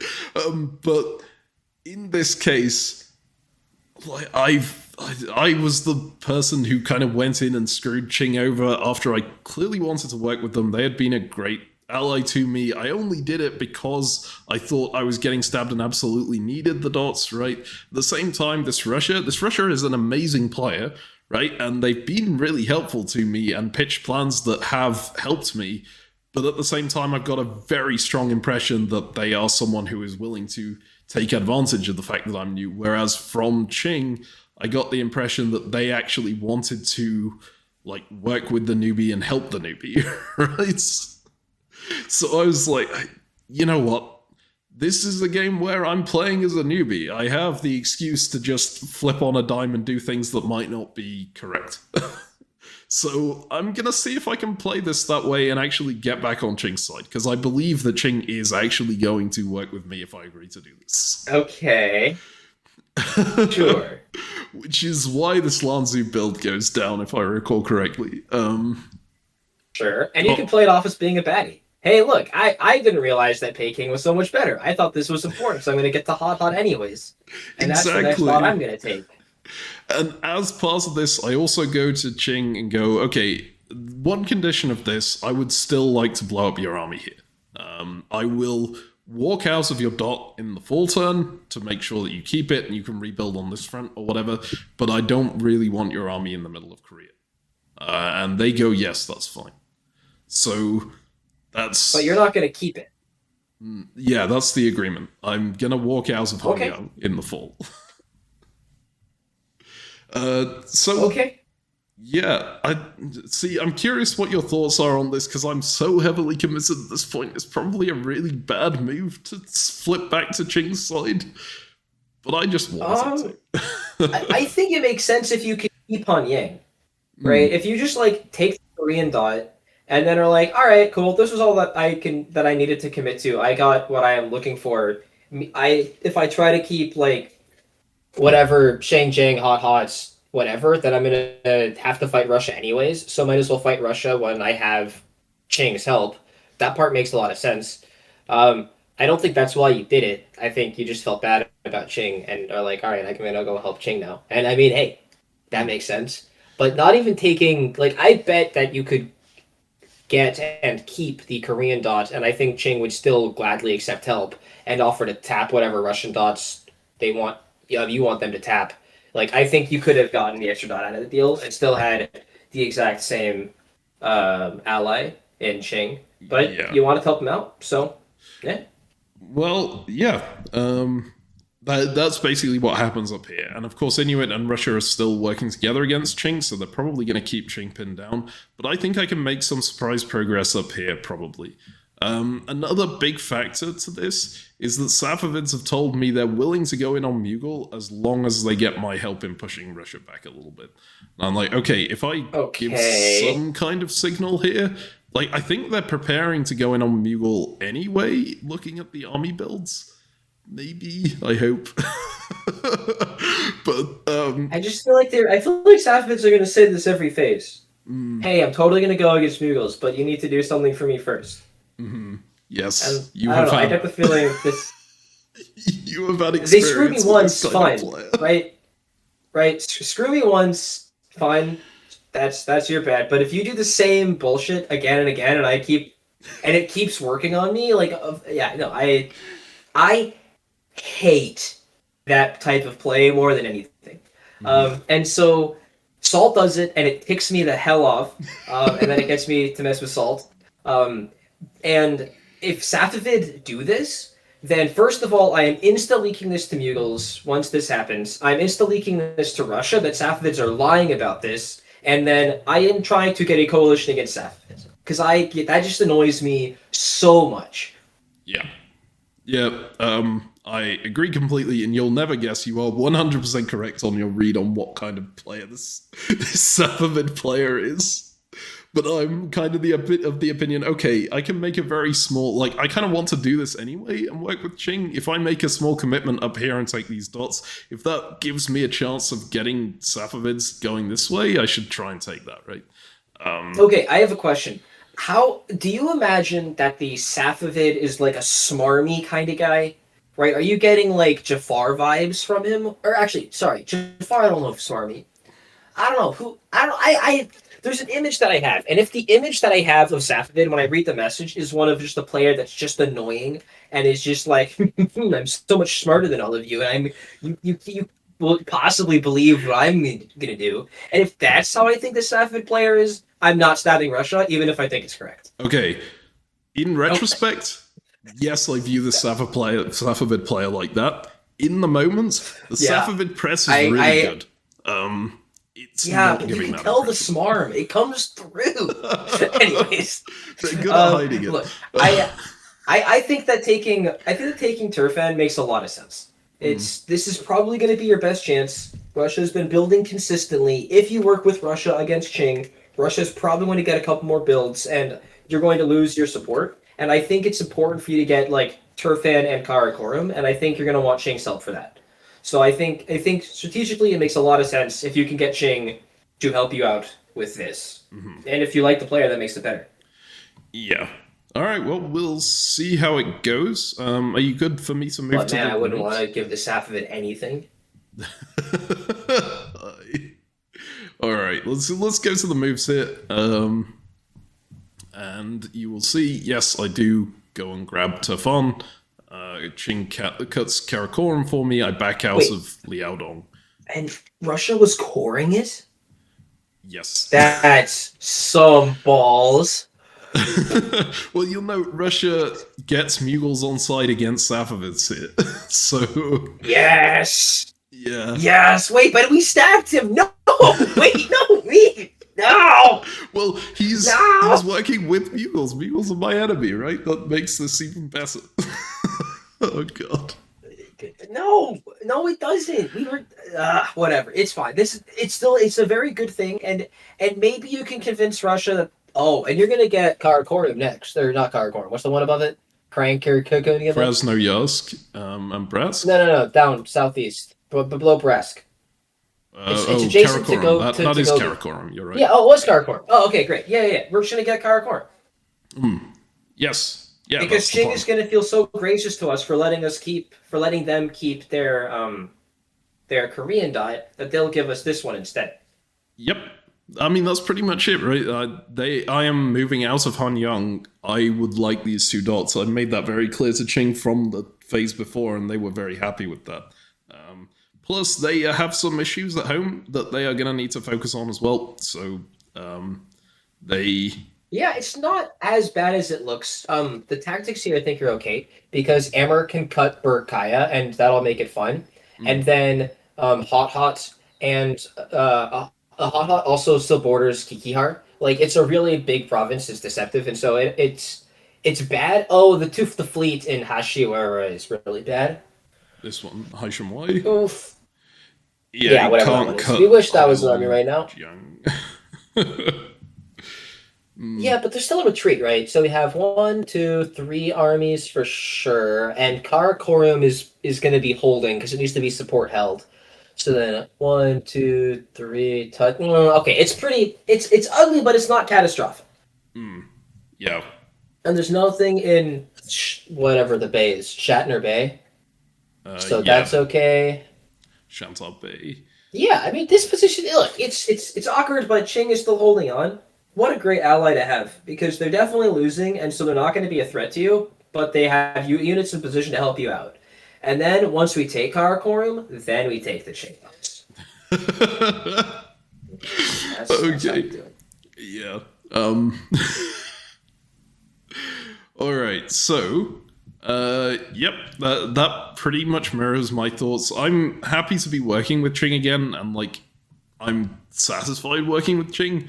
I'm also, just because I like them, but also I am looking at this from a strategic perspective and going, they are quite a good ally to have, right? They're not going to be stronger than me at any point. I think they will be helping me, and I think they'll be grateful that I backed off from them. Yeah, it's tough that you can't feed them tactics. Yes, that is true, because I am still acting like a noob. I am pointing out some things that I've picked up on, like, hey, this might be worth tapping, but honestly, I wouldn't say they're the strongest tactical player, but they're strong enough that my noob tactics here aren't helping them that much. They've already spotted all the things I can reasonably tell them, right? Yeah, unlucky. Yeah. All right, what's happening in the south? I didn't look too closely. I was focused mostly up here. Okay, so first things first, I disband Han Young, right? I'm now going to move out of that dot because I've told them I will. Japan moves back into Tsushima. They're a bit worried about me again, but they Spain flipped on Portugal. And Spain flipped on Portugal. I forgot this was this turn. When Spain went +10, I was like, as a balance of power player myself, right? I'm trying to get people to turn on Spain, so I went to Portugal and said, hey, Spain has asked me for my help against you here. I think you should be really careful. Oh my god, and of course you were full of shit. I was not telling the truth. Spain had not asked me for anything. And Portugal just but went it looks to me like they did. No, I trust Spain 100%. They're not going to be attacking me. Okay. And they told me, I have an agreement with Spain that we can both ask regionals for help against the other so that we can, like, catch people off guard and not make our alliance. Honestly, that's strong. A good agreement to have. It is, except like, when... Both for, like, strategic play, but also it means you can stab the other at some point. I think it's just a good agreement to have. I like doing that with all of my allies. Yeah. It's Although really if they actually take me up on it, it's pretty bad. Yes. You'll note this was not agreed. Donkin starting to core over here. I was not very happy with that. Instead of moving into Bay of Tonkin, and they're going to regret that now. So. Yeah. And I came out of this phase going, look, I told you so. Spain approached me to ask me to help attack you. I didn't agree to. You'll note I held here instead of supporting Japan, and they did not ask me for anything over here. But, like, I was like, I'm going to use this situation to make myself look as good as possible in Portugal's side. Of course. And this is a really brutal stab, if I recall correctly. They get the stab off on Portugal's home dots as well, right? They get into Azores. I don't remember if they I don't think they get anything down here. So maybe it's not that huge, but, like, this is pretty substantial because but this is also one of the... This is the imp stab that's going to get you a Portuguese vassal, despite Portugal having, like, 30 dots. Like, and not for Spain. For you, it's like Spain stabbing Portugal means that Portugal has nothing to play for because they're going to lose their home. And if Spain takes Lisbon like this, it's never coming back. Yeah, and this is something we don't really go over Imperial Diplomacy's rules very often in these anymore, but something really important to note: you cannot win in Imperial Diplomacy unless you control your capital. Even if you go over 100% VSCC, even if you're 35% VSCC above the next player, right? You do not win if you do not hold your capital.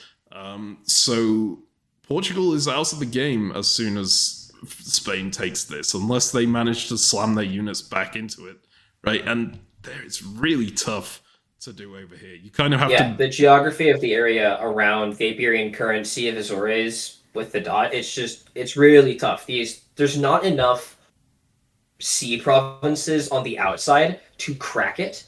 And so if you just have fleets in Porto, Lisbon, Strait of Gibraltar, Sea of Azores, you're just on lock. Iberian Current just doesn't get broken reasonably. Yeah. And the Med has a lot of dots inside of it, and so if you're just using those fleets in the Med, if you feel safe and comfortable, and the Ottomans are under pressure and can't really mess with you too much in the east, you can just put like 4 or 5 fleets here, and it's just on lock forever. And that's even assuming that the rest of the map gets fleets and are like ready to go and push into it. I spoke about this a lot in my Spain game, where I should have gone for a stab on Portugal earlier in the game, like this Spain did, but I didn't realize how defensive the position actually is at the time. Yeah, so I'm not sure. I learned it later.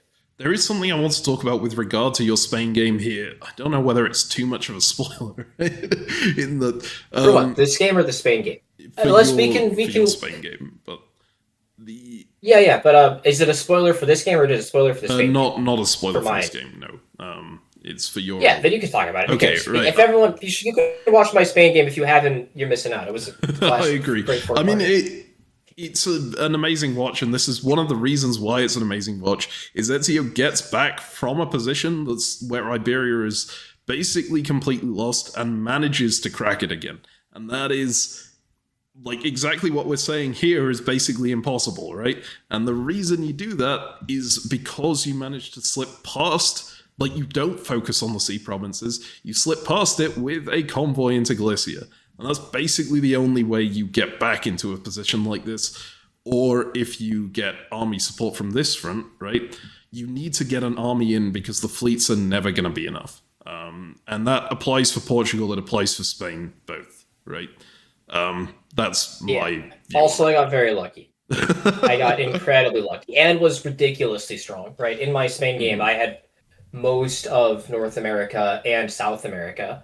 Like, by the end, I think I had the entire continent of South America, minus like a couple of coastal dots in the southeast, I think. And like, yeah, from that position of strength, if anyone, like, I can't win, but I can stop anyone else from winning. And so it actually behooved the other strong winners, namely the Ottomans, to help me win, rather than try to stop me. So it worked out. I think this position for Spain is truly incredibly strong. And the fact that they stabbed Portugal is the only actual hope that you guys have. Yes. Because now Portugal is going to work with Netherlands again. So Spain is going to get slowed down in South America. And then you obviously are ecstatic about this because all of these 4 dots that were Portuguese, and if Spain and Portugal stayed tight, you were never going to get back. Now these 4 dots are yours whenever you want them.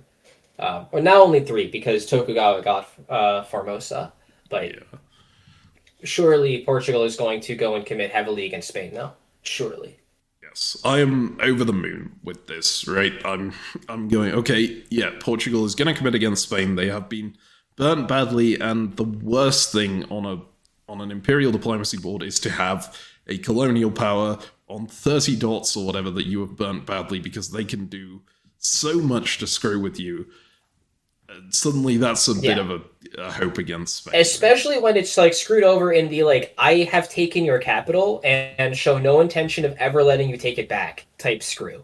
Yes. From a trusted colonial ally who's been working with you, right? Like, France can do this to Netherlands at some point, and even it's not even that big of a deal. Like, if France screws over Netherlands, it's tough for Netherlands to screw France that much. You'd be surprised. Netherlands can still do a lot, but just where France are, there's not that much. I mean, there's still a lot. You'd be surprised. But again, Spain and Portugal, they're interlaced everywhere. If you look at their colonies around the map, they're just super tight on every front. And so, hopefully, this is just going to completely screw over Spain. Yeah. I'm excited. I am too. And I was also going to Ayutthaya and going, hey, I think now might be the time to, like, get on board against Spain and try and get some coalition to just knock them out of Philippines entirely, because I think that's something that can be achieved with the number of people who are going to be mad at them, right? um, but Ayutthaya was sort of like, I'm not sure what I'm going to do at the moment. I might work with Spain here because everyone else will be working against them, so I can get a little bit of progress out of that. I was like, Well, at least they're honest with you about it. yeah, they were very straightforward with, like, Ayutthaya was an amazing ally. They're very Yeah, it means you're going straightforward. to retake Ava from them, right? If they're not working with you against your enemy, they might as well give you their dots instead so you can. I mean, yeah. I think they might actually just walk out of Ava on the next turn here. I don't remember. We'll see. Oh, well, that'd be great. That's like you taking it back. Yeah, pretty much. Are there any other moves you want to look at, or shall we move to the next map? I guess I didn't talk about I think this we should area. take a little bit of time to look at the Mughal and Safavid front. Yes. Because again, just pointing out that Safavids once again said they were going to attack Mughals and then didn't. But this time, the Mughals actually attacked them. So... So there is some hope, but also they didn't move things away, which is really irritating, right? Yeah, they were clearly not going to attack Mughals. They clearly just did the same thing to say, hey, please attack my enemy, and I'll totally do the thing that you want in the future, I promise. But, yeah, okay. Yeah. I also realized we didn't talk about this area at all. Here, myself and Ayutthaya are just collaborating to move forward against the Mughals, and I still had agreed to give Ava back, so I went in from Ava. Maybe I shouldn't have in this circumstance. It's also kind of interesting in this Mughal Ming war that neither of us have the units to occupy any of these provinces, which would be really good to occupy for both of us, right? But it's such not because I'm playing as Ming in any game at the moment. My observation is these provinces are really annoying. I think they should move all of them into like 2 provinces. They should like merge Kyrgyzstan and Sengpenga and Himalayas and Nepal and like maybe also an Oida or whatever. All of these just make them smaller like bigger provinces but fewer of them. Because walking through all of them, man, if you walk into Himalayas, it feels so stupid, man. Like, it's adjacent to 1 dot, because I own Ringpungpa already, and if I want to walk into Himalayas, it just borders Kabul. And so it is so slow to make any goddamn progress.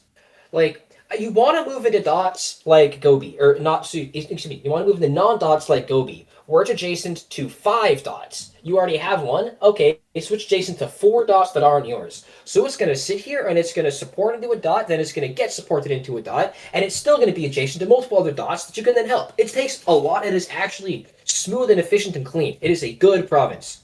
Himalayas. Nepal. Nepal borders 1 dot, I think. And then it borders 3 spots that aren't dots. That's a ridiculous province that I hate. It's terrible. No, I hate that spot. It's a good thing that no one's ever moved into it. It made sense, I think, when Himalayas was impassable, right? Because it was important for some of the stalemates, I think. It had a value. But once Himalayas is no longer impassable, I think it should just merge with Nepal. Like, come on.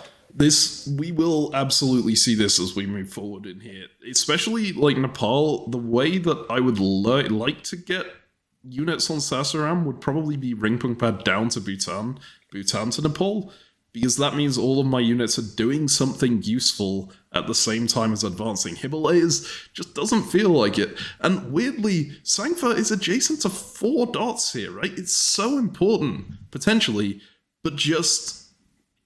it's...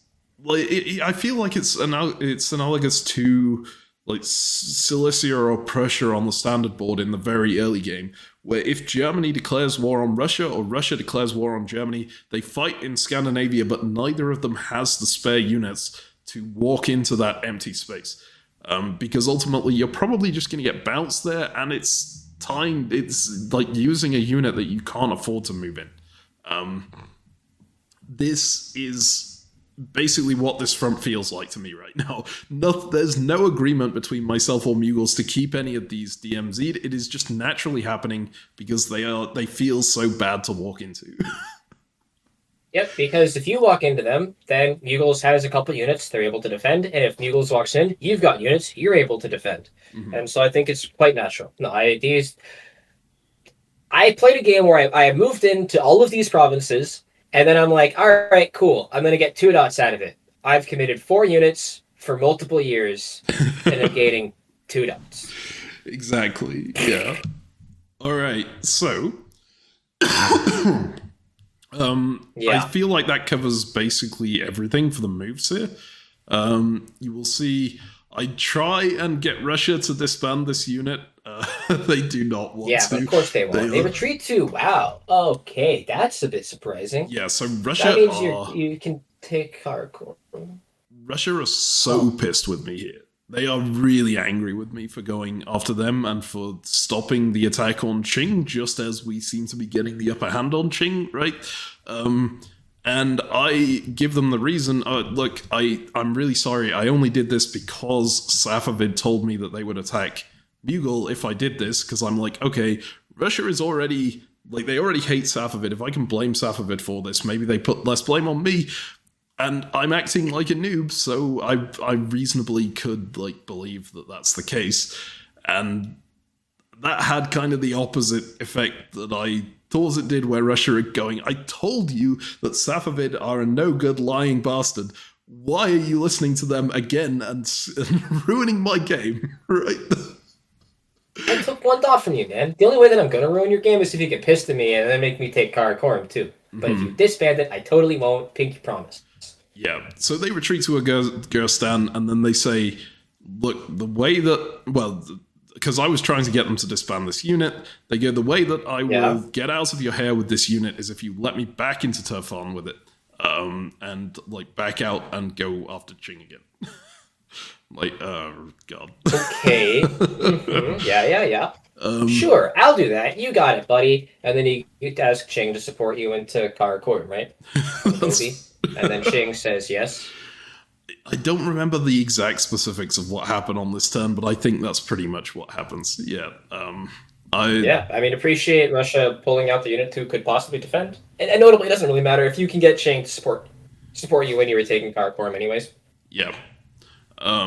Cool. And like, look, we're +1, 2, but we're gonna give back. We're gonna give back the Korean dot, so we're actually +1. But Qing will get to build on this front, right? So it's something. Well, Actually, they're losing the core. Well, let's go to the clean map here, and I'll talk about this for a second, right? On this turn, Japan is very worried about me going to Oki-C. So they go, can we bounce an Oki-C? I was like, interesting. Okay. Yes, we can bounce an Oki-C. And then I go to Qing and go, okay, I'm going to try and pivot these fleets against Japan to get them out of your head, like out of your dot. You'll be able to build at home, whatever. And I enter Fusan to Oki-C, Hanyang to Fusan. Because I'm a noob. And I don't think about the consequences of maybe everything being backed up and accidentally taking Hanyang. I feel like this excuse works better in your own head to just let you do the thing you wanted to do anyways. And just like, man, I'm going to do these like very thinly veiled things and just maybe people will believe it because I'm a noob. I don't Exactly. Whatever. Whatever. Sure. But anyway, at this point, I decide I'm not going to give Hanyang back. In fact, earlier in this year, I was also thinking I'm probably not going to give Hanyang back. Like, I just need to find any kind of excuse to not move out of that center, and I'll get the dot. And like, it just needs to look like it's not entirely my fault. Yeah, because you could probably just ask for it, and Shing would probably let you keep it. Yeah. I think it's a reasonable ask, but at the same time, I don't want to ask that of Qing right after having agreed that I'll leave it there. Yeah, exactly. It was definitely a thing that at the start, I think you should have just said, hey, this is mine. Like, as part of the deal, yeah, fine, I won't attack you. I won't go for Hot or anything else, but I'm still going to take this Korean dot.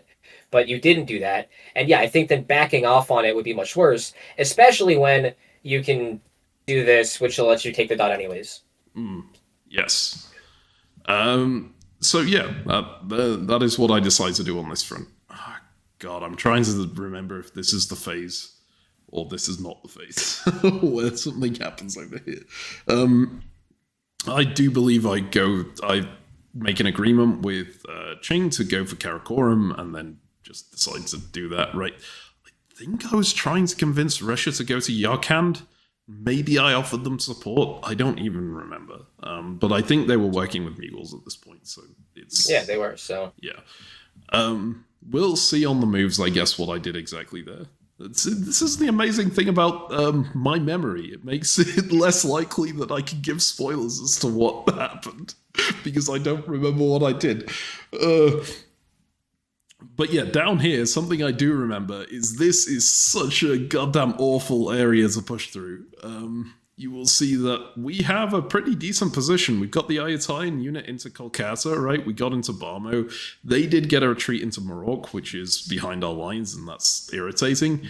But how do we push forward from here? They have a lot of, well, they have 4 armies in this area and another one in Raja Mahendri. We have the 2 fleets and army. That feels like it should be able to overwhelm it, but just the geography of this area makes it so difficult to punch through.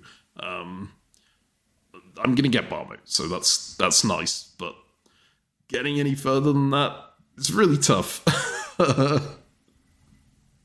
Yep. I don't know if you want to analyze the specifics of the tactics or if we can just go through to the moves to see what happens here. Look, it's so ugly, it is unbelievably terrible, and trying to make progress as Ming is just not a thing. It's not real. Ayutthaya is going to get stuff from the coast, and you're going to get, like, Sassaram. Yeah. It's rough. Alright, so let's move forward to the moves here. And you will see we try to make progress here. In fact, do we try and... No, we try and take Cuttack and then protect Kolkata. We make no progress whatsoever, right? This is... Maybe I should have moved Ringpungpa down this way. I think I was thinking Sangpa is actually decent for pressuring Mughals and trying to get this unit contained. And the annoying thing is I can't really cover Lanzhou if I want to take Karakoram anyway, so I may as well not cover either of them and then just be ready to push them back whichever it goes into, right? Yeah.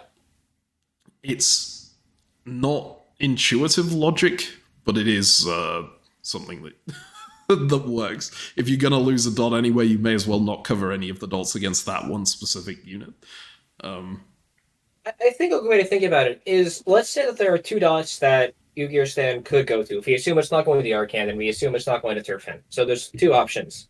I can spend a unit to cover a dot, to cover one of them. But since there are 2 options, there's only a 50% chance wherever Ugir goes.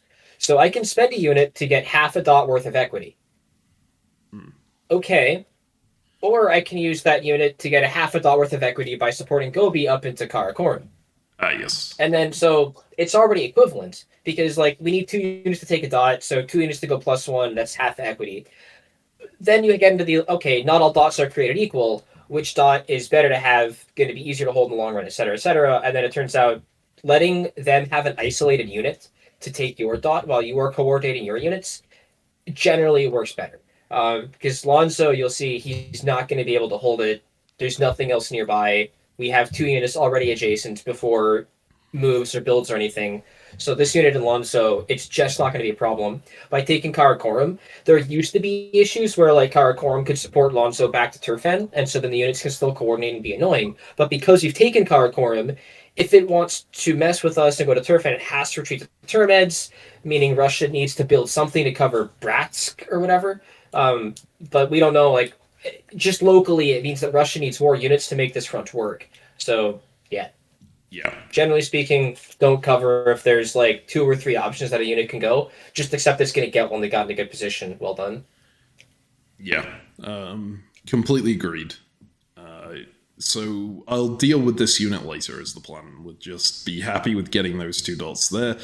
I don't know that moving into Sangpo was actually the best. I think I would have preferred something that... Well, I would have preferred going Bhutan to Nepal, Ringpungpa to Bhutan, but I think... No, it didn't need both the supports here, right? Did it? That was support holding that wasn't supporting this move. So, just the way that I'd agreed to do things with Ayutthaya meant that I didn't have Bhutan free to move, so Ringpungpa could either go to Sangpa or Xining or the Himalayas, and Himalayas is just No, thank you.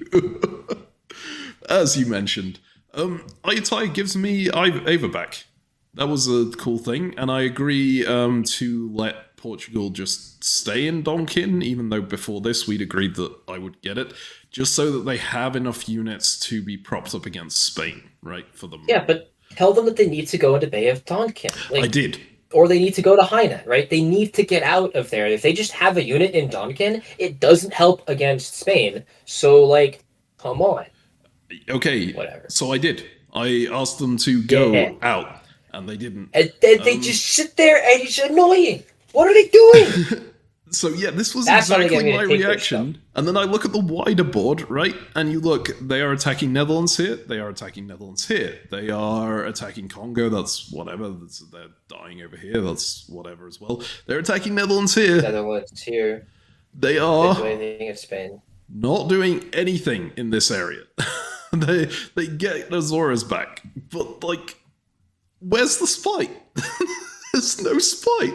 And then Spain convoyed an army into Porto, but left them with Lisbon, but now is in Cadiz Bay and is going to take Lisbon. Yep. Looks like Iberian Currents ordered a convoy. Yes. I don't remember what that convoy was. I think it was one of the Spanish units, but I don't remember. Yeah. Clearly Portugal thought that this was just a feint by Spain. That's how Spain played it off. And this was, we're going to convince the whole board that we're going to fight. They're going to make great deals to work with us against the other. And then we're going to completely surprise them all and we just work together. And so they got an extra phase of Portugal not defending. I would have loved it if that was the case. I really would.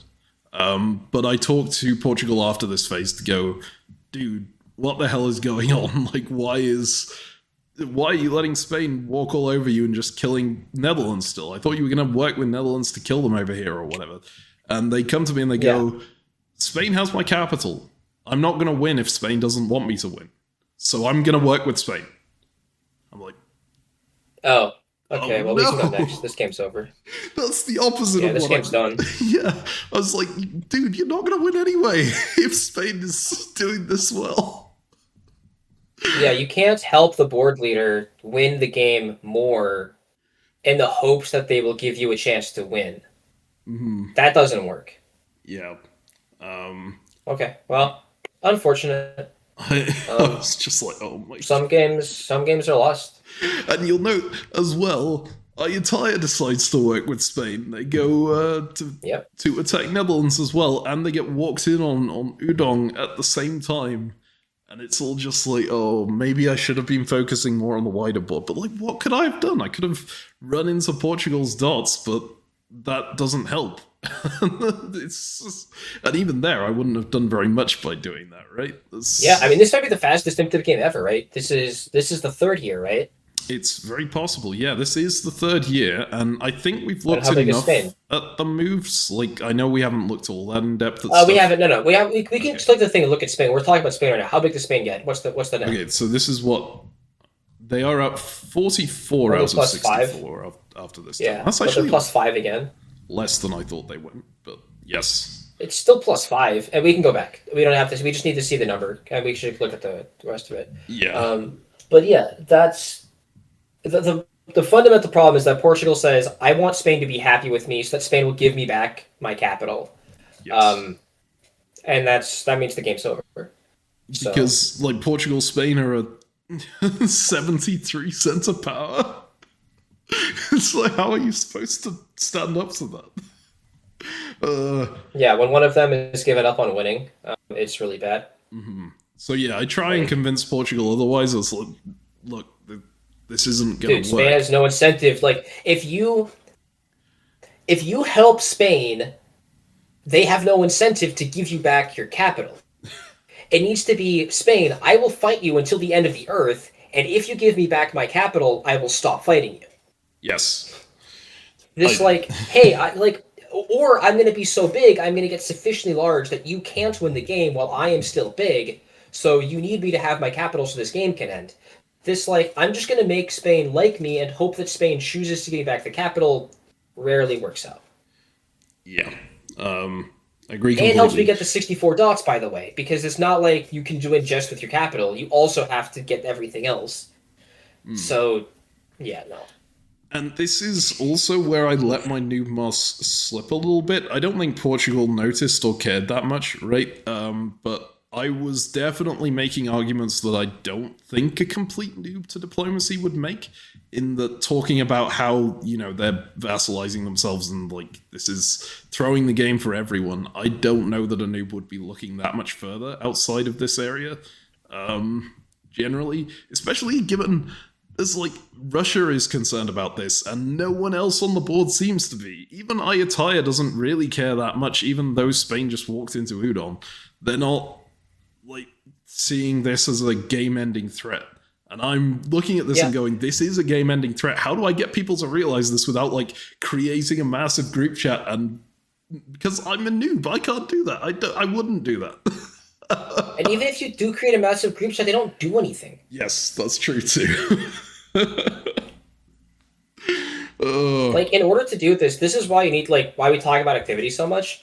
This is why it's so important that you talk to everyone all the time, and you can just, like, when stuff like this happens, if you notice that there's serious threats, this is when you need to actually, like, utilize the rapport you've built up throughout the entire game, and be like, okay, guys, red alert, Portugal's throwing. Mm. Um, we, like, I know we had problems, but, like, Safavid, maybe Safavid's a bad example in this one, but, like, if you've been talking to Abyssinia and Ayutthaya, you can be like, and Mugos, you can be like, hey, we need to work together against Portugal in the southern parts of India. The problem is that for Ayutthaya, Ayutthaya stands to gain dots from Mughals. So Ayutthaya has to sacrifice their own temporary growth for this. Mughals are terrified because they have to defend against Ayutthaya, and so Ayutthaya needs to back off before Mughals can go. For Abyssinia, they're in a war with their own people. They're doing their own stuff. Safavids are doing their own stuff, whatever, etc., etc. Like, everyone has their own problems, and you need everyone to agree to put things aside to go and deal with the board leading threat. And if people don't think that Portugal's throwing, if they don't have that sense, then it doesn't matter. So, Yes. yeah. And I will also note we haven't been looking much at the wider Spanish position, and we will probably continue not to look that much at the wider Spanish position. But they have been an expert at keeping people on their side, regionals on their side, by offering those regionals local expansion at the same time as Spain gets the expansion. And because they're doing that everywhere, they're outpacing everyone. And like no one really wants to flip on that alliance. Look at Shoshone, for example, right?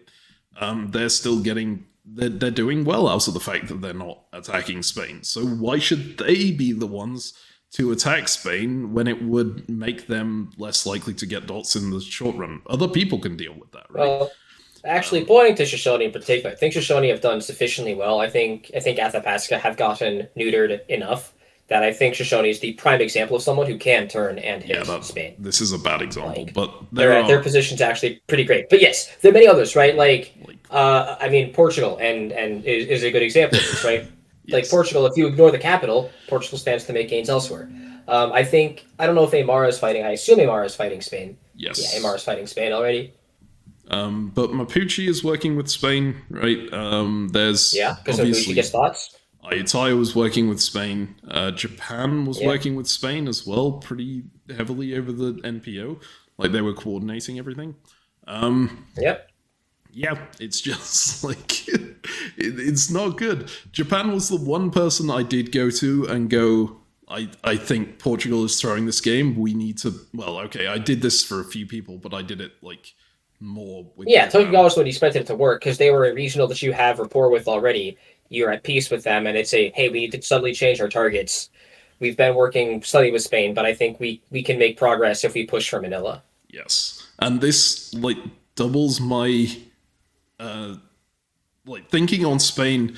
I haven't been directly interacting with Spain that much, but the way I found out about what they're doing with the regionals, right, and the fact that they're playing everyone pretty masterly is again when I go to Tokugawa and say, "Hey, we need to turn on Spain because Portugal is throwing to them." Tokugawa is like, "I might be able to at some point in the future, but right now I'm needing to deal with Inuit, and my deal with Spain is keeping my front secure, so I have the stuff to do that." I'm just like, oh no. And I can't, and I look like I'm like, I'm not a great person to be telling everyone this because I'm not having to give anything up to counter Spain, right? I'm not the person directly adjacent to them. So I'm asking other people to do this when I'm not doing anything myself, really. Which is not a great look, and, it's just... It felt a little bit hopeless. I mean, look, sometimes you lose the... And hearing that from Portugal, I just think this game's over, and unless there are major shakeups, whatever. We'll see the rest of this game, and then we can move on. Well, let's go ahead and move ahead to the builds here. Hopefully there are major shakeups. So Spain is only at 58% at the moment, but that is absurd for the third year. And you'll note France isn't that far behind them. So a lot of people also had confidence that France would be able to block if Spain got that far ahead. Portugal somehow still in third place despite this. Right. And yeah, we'll go ahead to the builds here. You'll note I managed to get +3 on that turn, which was really neat. Yeah, very solid. Yep, I go army, army, army. Tokugawa asked that I not build fleets, and at the moment I'm trying to convince them to go after Spain, so I want to be their best friend. That's I'm very good to agree to do whatever with them. So I just put as many armies on this front as possible, right? But I'm also looking at this point and going, okay, if Portugal really is just going to support Spain, I think I'm going to go and throw units at Portugal. It's an area that I can get dots, and... Yeah, I'm surprised they didn't put a fleet down in Non-King to make that work. Because fleet and Non-King going to Hokkaido.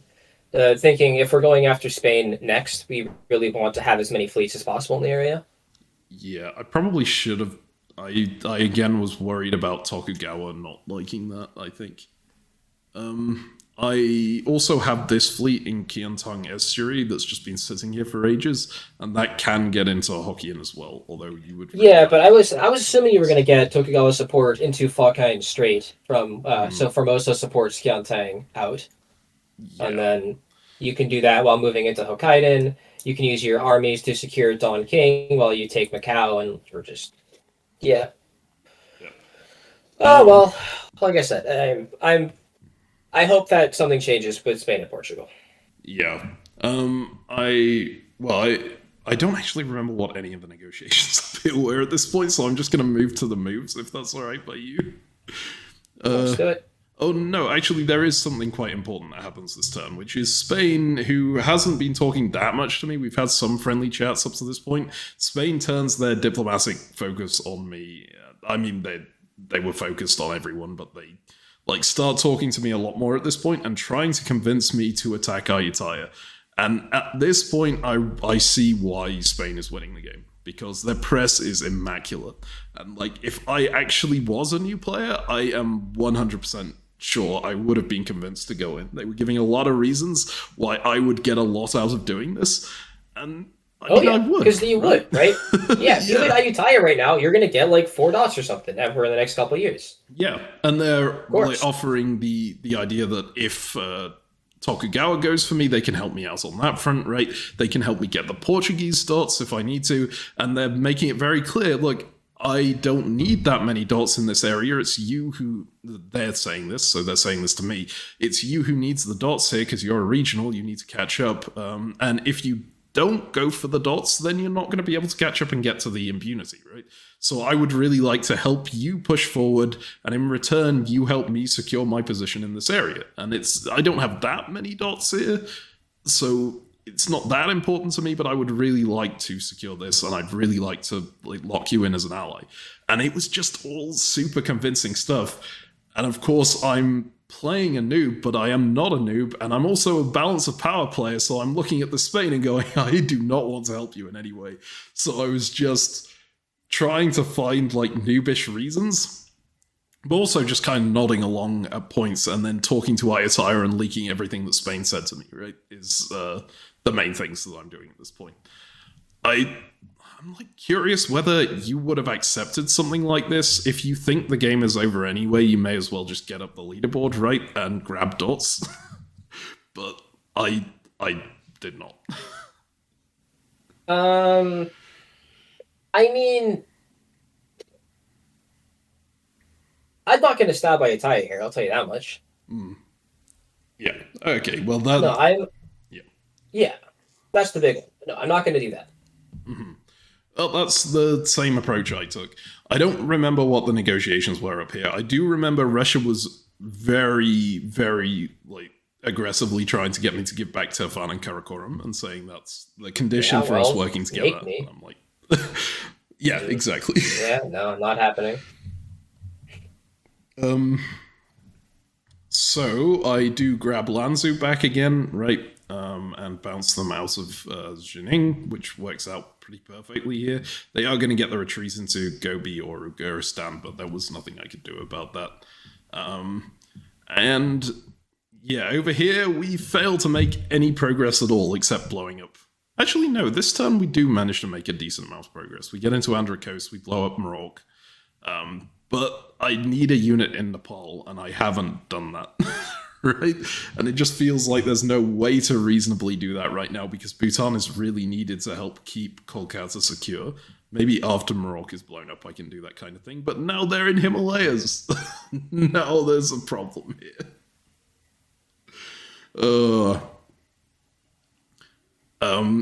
Yeah, it's just a painful front. Yeah, it's obnoxious, it's annoying, I hate it. Yeah. Yep. You'll see, Oh, okay, this is not the turn that I go after Portugal. I guess it's next year that I go after Portugal. I think I may have just asked them to get out of the way so I could deal with Spain when they told me that they weren't going to. Right? Sure. But you also, but Tokugawa is moving in Spain. Nothing matters. Alright, whatever. Yeah, Tokugawa is focused up here. They're not doing anything to help. I'm trying to move my fleets Spain, out this way, right? Yeah, Spain gets a convoy off onto the mainland. That's fun. Look at that. Yeah, it's so painful. And Ayatollah is making a time. Sorry, go on. No, Ayatalla's like, this isn't defending against Spain. This is Ayatollah still like messing with Netherlands. No, this is hopeless. Yeah. Okay. It's pain. Well, so Portugal, they I do assume, is doing. Yeah, I assume Portugal's working with Spain everywhere on the map still globally. Yes, if I recall. Yes, because they go into Bay of Biscay. I remember having some hope about this, and then I think they just pivot into Nantes on the next turn, which is like... Yeah, and it's like, oh, Spain's still letting me keep Lisbon, so I can still totally win the game, and I'm just going to keep Spain happy with me forever. Yeah. Okay. Exactly. Yeah, I mean, look, to be clear, there is a universe where both Spain and Netherlands and Portugal can win, and Spain is magnanimous and just says, sure, we'll both just get the win. But obviously, if it looks like Portugal gets an edge on Spain, and if it looks like Portugal might win at the expense of Spain, that can never happen. So the only way that Portugal can ever win while working with Spain like this is if Spain gets the better of every deal. And if it looks like that thought is the difference between Spain winning or not, Spain's just going to take it. And then if you have these two colonials where one of them is doing the other's bidding in everything, it's just completely hopeless. So again. Yeah. This is not to say like Portugal has completely given up on ever trying to win the game, that this can never work and that Portugal is guaranteed lost, but it does mean that I hate it. Yep. Yeah. I agree. And okay, so also, just like long term, I don't want to give incentive to someone to say, "Hey, you should stab me," and like have huge amounts of power over me, and I'm just going to give you everything you want. Yes, like it just feels unsatisfying, right? As well, it's like if I'm winning, it's only because of your mercy. I don't want to win like that. I mean, it'd be good if I managed to win, but yeah, if you get the look, we'll take the win however we can get it. Right? Obviously, like let's be clear, but. I don't know. I feel like I'm going to ruin the game for everyone else if I do this. Because I'm not going to get the win, and no one else is going to have a chance to get the win. And the person who stabbed me is going to be the person who wins, and I'm going to help them get the win. I'm going to incentivize people in the future to stab me, and then lie to me about whatever. No, anyways. Keep going, we should get off this. It's going to make me angry if we keep talking about it. I agree. Alright, so Russia is repositioning here to take Karakorum back, and the way they actually do it means I think I can't keep Karakorum because Qing managed to evacuate their unit from Orgu, which is a bit of an issue. right? And Russia gets dislodged from Lanzhou, but they get to retreat to Ugaristan or Gobi, and they'll have a tap on Turfan. So it's just all not looking amazing on that front. If we look after the retreats, it becomes a bit more evident, right? There's 2 units ready to take that. There's a unit here. They're working with Mughals, so they'll be... They won't necessarily be able to take that because I can just support hold it, right? But Karakorum is lost. And at this point, I chat to Russia and I'm like, okay, we've actually been talking a bit more, and Russia had been mad at me, but also Russia is viewing me as one of the few people on this board who actually is aware of what is happening with Spain and like willing to do something about it. So they're more open to coming to some kind of agreement, but they are still like, you need to give me Tafan, you need to give me Karakorum, otherwise we're not doing anything at all. And I'm like, okay, well, I see 2 open Qing dots here. I wonder if I can get Russia back on side by just going in on Qing at this point. Is it this turn? I think it's this turn. And I feel bad about it, but at the same time, Qing is dying. And they can't help me anymore, right? So I think it's the best move. Sorry, Qing. And down here, I really want Ayutthaya to be able to hold against Spain. And Spain is still relentless with the press. They're coming to me going, why aren't you taking Sukhothai this turn? Look how good your stab would be into Ayutthaya. You take everything, right? You just have to work with me. You just have to make the deal with the devil. Like, no, I'm not making that deal under any circumstances. And Spain was a bit frustrated, but kind of understanding and saying, okay, I understand you've been working with Ayutthaya all game. You don't want to attack them because you're friendly with them, whatever. I'll come back when you've realized what's your best move is here. And then I do something that causes Spain to like flip and go, this guy is an idiot. Which is I give Ava back to Ayutthaya. So on this turn, I deliberately walk out of Ava, let them take it, go to Lan Na to reinforce their line, and hope that they'll get a build off of this so that they can prop themselves up against Spain. And Spain gets infuriated with me after this phase. They are like, you've just thrown your game away to stop someone who's not relevant to you at all, right? You're being an idiot here. And it was such a flip. It was like from them being the nicest person ever trying to get me to be on their side to going, you're an idiot kind of deal. Yeah. And like, I can't really blame them because looking at this in isolation, it's true, right? This is a really bad thing to do for myself. But if no one else on the board is reacting to this Spain, someone needs to do something, right? Yeah, I assumed that Tokugawa's bounce in Luzon was agreed, and it wasn't like they didn't talk to you about this, so they weren't looking for support. Luzon. Yeah, they told me Tokugawa was still worried about you. I think they told me that they'd had some agreement with, because I asked for support into Luzon Strait from Toku, and they said no, they can't do that because that would be against Spain. And they need Spain to not attack them in the North Pacific. And I was just like, oh. Yeah, okay. Yep. Chi. So I'm doing what I can, but it's not enough, right? There's nothing. Too little, too late. All right, we can go next. Yeah. Let's go. All right, well, there's a few interesting things that happen up north. I do go for Qing and get bounced out of Hohhot, right? The Qing actually does pretty well this phase. They get Kikiha back, or Chichiha, I'm not sure how that's pronounced. They do get supported out of Nivix, but I think they saved their unit by doing that. And they managed to bounce me in Hohhot, which saves that as well.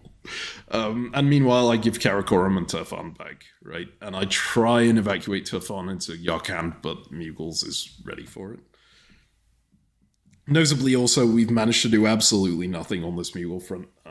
Mughals has had good guesswork through the game, and just good tactics in general that have held us back. and made things really bad, right? So now Spain goes up to 48, which isn't that bad. That's +5. But it's still, like, it's a sign of things to come. They're still going very positive, and now France is all the way down because something we didn't look at was I think they got stabbed. Yeah, you'll see Portugal try to pivot into France here. England is now attacking France on this front. Like, Portugal went in on France everywhere over here. There's just nothing we can do. All right, so builds. I have no builds. Oh, I should hang on. I actually go -1 this phase because I gave up Ava, and that was one of the things that Spain was going, why the hell did you do that? Right? Yeah. And if does Ayatai build? Ayatai builds 3 on this turn. Which I mean, they weren't necessarily going to hold a bunch of things, but it worked out. And now they put 2 fleets and an army down, so everything's fine. Yeah. But it also means I have disband. I need to decide on that disband. Tokugawa jumps on this when I talk to them. Yeah, like, one of these fleets. I'm like, look, would you feel more comfortable attacking Spain if I take one of these fleets off? Because I understand that you can't do it because NPO is in danger, but we are all going to lose this game if Spain doesn't get attacked, so we need to wipe them out, and you're the only person who can do this, right? And Toku goes, yeah, I will attack Spain if you take one of these fleets off. And then you'll need to push the other fleet forward so that we can, like, attack together. And I'm just like, you know what? I'll just agree to do anything you want me to if it gets you to attack Spain. Because no one else is. So I take that one fleet off, and Tokugawa builds fleet Kyoto instead of anything on the Spain front, and just... like, this is obviously going to go for Korea. There's nothing I can do about that now that I've taken the fleet off, and I message him going, look, you you said you'd attack Spain. Is there any chance that you're still willing to do that? And he goes, you did the Kyushu Crusher to me at the start of the game. Screw you. Right? Just unlucky. No one is doing anything. But Ayatai gets to put down some units, so that's good, I guess. Let's just go to the moves again. You'll see that Russia is supporting Mughals against me, but they told me exactly what they were doing here. And they actually position themselves to go into Yarkand on the next turn, so they are going to help me against Mughals. Now that they've got Karakoram and Turfan back and that I attacked Qing, right? And you note they misordered their move to go back towards me.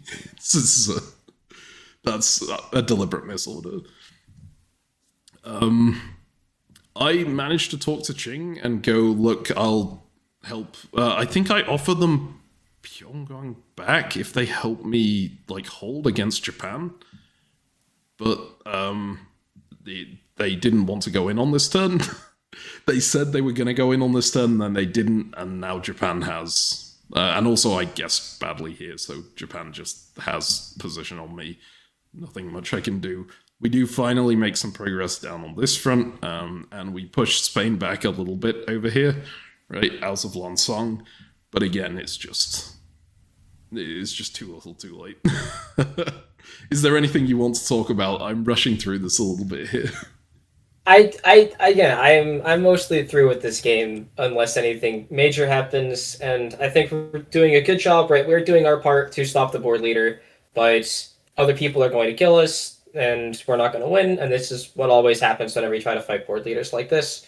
So, yeah. It's hopeless, GG, we tried. It is interesting. I think Spain would have been a lot less angry at me if I'd been on my normal account and been doing this. Because people know I'm a balance of power player and that I'll do stuff like this, right? But he just saw a random noob giving a dot to a player who was already going +2, going -1 because of it, just to screw him over. And I think he was in the mindset of a noob can't be reacting to a board leader being on this big of a count, right? A noob wouldn't do that. They're doing it because they like their ally. And that's, rubbish. So... Yeah. Let's just go forward to the next moves here. You'll see. Oh, Russia put me in Yarkand. That's nice. I forgot about that. And Yeah, look at that. I get Hohot as well. Russia and I are on quite friendly terms at this point, but Russia is not doing very well anymore. You can see on this front, things have changed a lot. And Portugal starts coring Don King again. Yeah, we moved away. Oh, we can tap it with what I'm saying though. So after I went in on Portugal, and then Toku did this whole Fusan thing, right? And then I talked to Portugal a bit, and they said they'd be happy to help me against Portugal if I leave them alone. And so I go, yeah, sure, whatever. I'll do that. And going on Toku. Even though I really shouldn't, because like I need them against Spain, but they're not doing it. Sorry, what were you saying? Something about Lansang. Oh, it can stop the core. That's true. It could. But it's needed against Spain. We get so outplayed on this turn. Like, look at these moves. Ayutthaya tries to maneuver around to block potential moves into Andaman or Andaman. Why are they named the same thing? And also Spain takes advantage of this to just walk into Tavoy and get into Nakhon Sea at the same time, and it's just yeah, it's not as bad as one might initially think. It is pretty bad. Andaman Islands is not where you want to be at the moment. Mm-hmm. Yeah, and also why instead of just supporting? Oh, I see. Whatever. Whatever. The tactics. The good news is that you can still retake most everything. Yeah. Oh, I should say, I've been saying that no one's reacting to Spain at all. I've been... that's not true. Netherlands has been trying to fight them for the entire game and get other people to fight them as well. Netherlands was getting cooked by the Spain-Portugal alliance for the entire game, so yes. Netherlands is trying to fight back. And I think they're equally as frustrated as me because they saw this Portuguese, like the stab on Portugal, and then Portugal just keeps helping Spain against them in this area, and it's just like, I think we were commiserating together about how the rest of the board is like, not morons, but just, yeah. You get the idea. Alright, so I do go plus a fair bit on this turn because I got the Qing dots and Yarkand from my alliance with Russia, right? I'm now in 7th place, plus 2 on that turn. But also Ayutthaya just is... They go -1 here because they get slipped in all these areas. It's just not good. And you'll note, Spain goes plus 10 on this turn. Yeah. That's without taking the pocketed dot in Lisbon. Yep. What's Portugal up to, by the way? As in center-wise? Yeah, where's Portugal at? They're on 42. Look at that. Yeah. They are doing really well out of this, to be fair. They're just not going to win. And unlucky. I remember talking to them at this point as well and going, look, Spain is blatantly going to win this game, right? We really need your help. Otherwise, we are all going to lose. I know you've got Lisbon, they've got Lisbon, but like, you need to do something. And Portugal messaged me back saying, I just care about my position on the leaderboard at this point. Like, Spain is going to win anyway. I'm like, okay, well. Yeah, guess why Spain's going to win? Because you gave him the game. So if all you care about is position, go fuck yourself. I'm going to take all your dots. I don't remember if I go for his dots again, but no, I actually don't. And he finishes his core in Don King. Why did I let him do that? Because you needed tactics. Your unit was important elsewhere. Yeah, I needed to push Toku out. And at this point, I think Toku made a pitch to me. You know that Qing did walk into Pyongyang after a while here, but Toku made a pitch to me saying, "Hey, I'll piece you out if you just give me Fusan and Hanyang." And I went, "No, I'm not going to do that under any circumstances, right?" And I try and block them, and they get Fusan anyway. But and I go for Nanking, which they were willing to trade me back. Right, and at the end of the game, I get quite angry at them for well, I say at the end of the game. I'm spoiling things, but it's like, look at that. It's not going to matter. I get quite angry at them that they never did anything against Spain, and they were like, you should have taken that deal. Maybe it was on the phase before this, actually. It probably was. And I'm fairly sure even if I'd taken that deal, they wouldn't have like attacked Spain. But maybe they would have done something. Who knows? I think people were saying, "Oh, you want me to attack Spain? I will offer to do the thing that you want me to do in exchange for you agreeing to do the thing that I want to do, and I will not do the thing that you want me to do." Yeah. So I think that they're just saying whatever. That's exactly what Tokugawa did earlier when I disbanded the fleet, right? They asked me to disband the fleet to attack Spain, and then I disband the fleet, they don't attack Spain. So I think it would have been similar here. Yeah, they're just going to do the same thing again because it worked once, so it'll probably work again. Yeah. I'm making good progress with my Russia alliance. We finally crack Mughals to some extent, right? We get in from the north, and then here we're finally going to make some progress, but there's still non-SCs between us and the Mughal dots, so nothing good is really happening. Somehow I'm in Katak, I forget how, but we managed to save this by double supporting it out at the same time as they double supported in, which is a fun little diplomacy tactic you can use if you can't directly support hold something. But yeah, not much more to discuss there. And then if we go into the fall, you'll see I get Nanking back. I get Shenjing off of the Russian support. Managed to keep Hanyang. You know, Toku is just going for whatever dots they can. I lose Formosa at the same time. And I get Sasaram off of this unit here.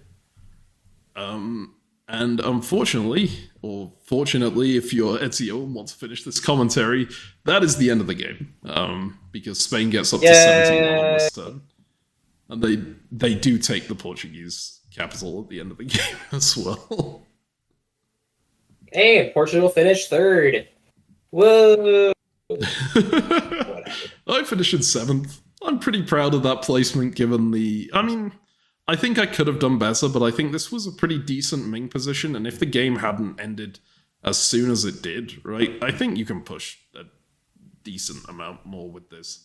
I don't know if it gets to VSCC because of the Japanese coming in, but I don't dislike it.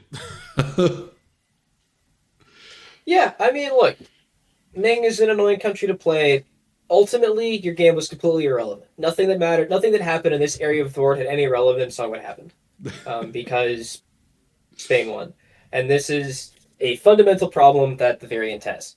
But hey. It doesn't happen as often anymore. I remember it being the case in the very first Imperial Diplomacy game we commentated when they had the vassal mechanic, right? And one player, you could vassalize to other players to get higher on the leaderboard if they won. Which was a really terrible mechanic, and I'm so glad they took it out, because it just meant that everyone tries to vassalize to the leader, and so the leader gets bigger much faster, and they win the game. And so, in my Bornu game, nothing I did really mattered, right? And this is the first time since then that I've felt the same way about my time on a country, and I don't really think it's because I went in as a noob or anything like that. Maybe if I'd been CaptainMeme, I would have had a little more sway over people when I'd been saying, hey, Spain is going to win the game. But realistically, I think people had just decided what they decided. There's no way you can change that many minds, right? And specifically, Portugal's decision just sort of tanked it for everyone else. And they did achieve their objective, which was being high up on the scoreboard. But it's... yeah, but in doing so, they lost the game for themselves and everyone else. Like, yes. They did not play in a way to give themselves a reasonable chance to win the game. They had tiny chance. Oh well. Yeah. It's a game. ImpDip has problems as a variant, but whatever. It can. I do want to say it was still incredibly fun to play as Atlas, and up until this video goes out, I had not revealed that I am Atlas, so that is me. Hi to everyone I played with. I hope this isn't like, I don't want this commentary to end putting people on blast because they thought it was just a normal ImpDip game and wouldn't be commentated, right? That's and a really important thing in diplomacy in general is that people don't always play towards the same like objectives or in the same ways as you would play, and you need to take account of that and to react to that and to try and play with the knowledge that someone might do something that isn't something you would do. The problem, of course, with Imperial is the board is so big that you can't directly do that much about that sometimes, and sometimes it just spirals out of control. On a normal diplomacy board, usually you can do something about it. Here, I don't think I had any There's chance another problem. It's that the colonials have much more impact on how the board goes than a regionals do. Mm-hmm. If one colonial decides to screw over the game is doomed. Because if two colonials work together and they are both working towards the same person winning the game, they are going to win that game every time. And like the rest of the board needs to figure it out and go crazy. Like when you have colonial alliances where you have like Spain, Portugal's, they will be often quite powerful, but they don't have nearly the same level of game crushing dominance because they don't necessarily trust each other and they're both still trying to win the game. And if for two colonials, like big ones, to win, they need so many dots together that it's really difficult. But if they're both saying, hey, I'm just going to give the other person all they want, it's hopeless. Like, they start with 16 centers. By the end of the first year, each of them have, like, 25, 30 dots or something. And so together they have 60 dots. By the end of the first year, you have 8. So you would need 6 regionals to work together, which gets you to 48 dots if they all have 8. Like, that's every regional on the map, and you're not even as strong as these two colonials working together. It's just, the variants got problems. Yeah, and things like this do happen. I think it helps if you view your own game as a story and not necessarily as especially when you're playing as a regional, you just go in aware that there are going to be games where you just don't have a chance to win because of things that are happening elsewhere in the world. And focus on your own game and see how things go. But at the same time, if everyone does that, then that's how these colonials win, right? Because then you just focus on your own area and don't stop things that are happening on the wider board. Yeah, and I think that is a problem for the variant. Like, I think I think you're right. Of the best way to go into it and have the best time for yourself, I agree. But I think that if you expect 25 people, right, is the variant, right?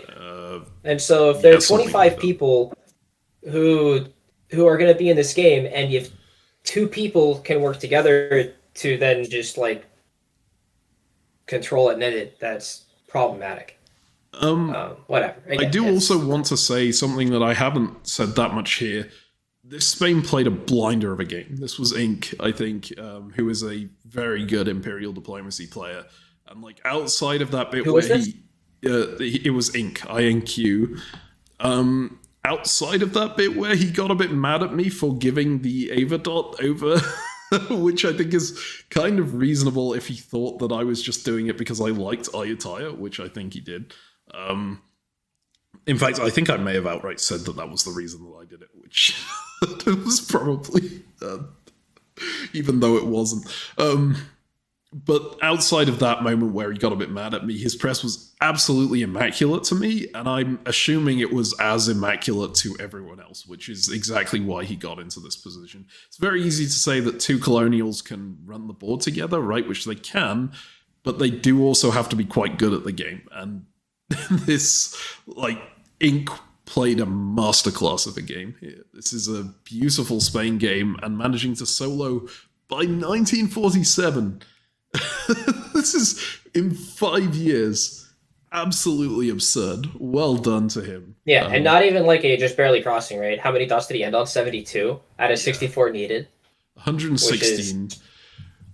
I think I failed to mention as well that Abyssinia tried to get people to support their effort to block, I think, which is why they very nearly got into range to do so. Was this before they put... Must be. Because that is 35%, right? They would, in modern day, be close enough. Yep. Yeah, but I think this was before they increased the SCC block percentage, so Spain still wins the game.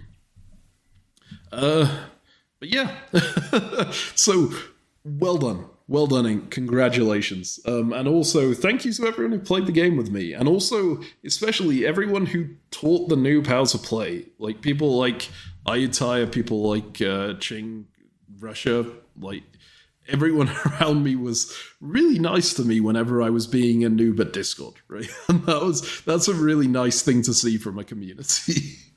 Even though I was lying about it. Ezio, any final thoughts? Nah. All right. I think it's a fun experiment. I'm glad you were able to play a game, not as Captain Meme. Yeah, we'll see whether you ever be able to. You'll have to pick a very non-suspicious name and figure things out. Mm-hmm. Yeah. All right. Thank you very much to everyone for watching, and we'll see you next time.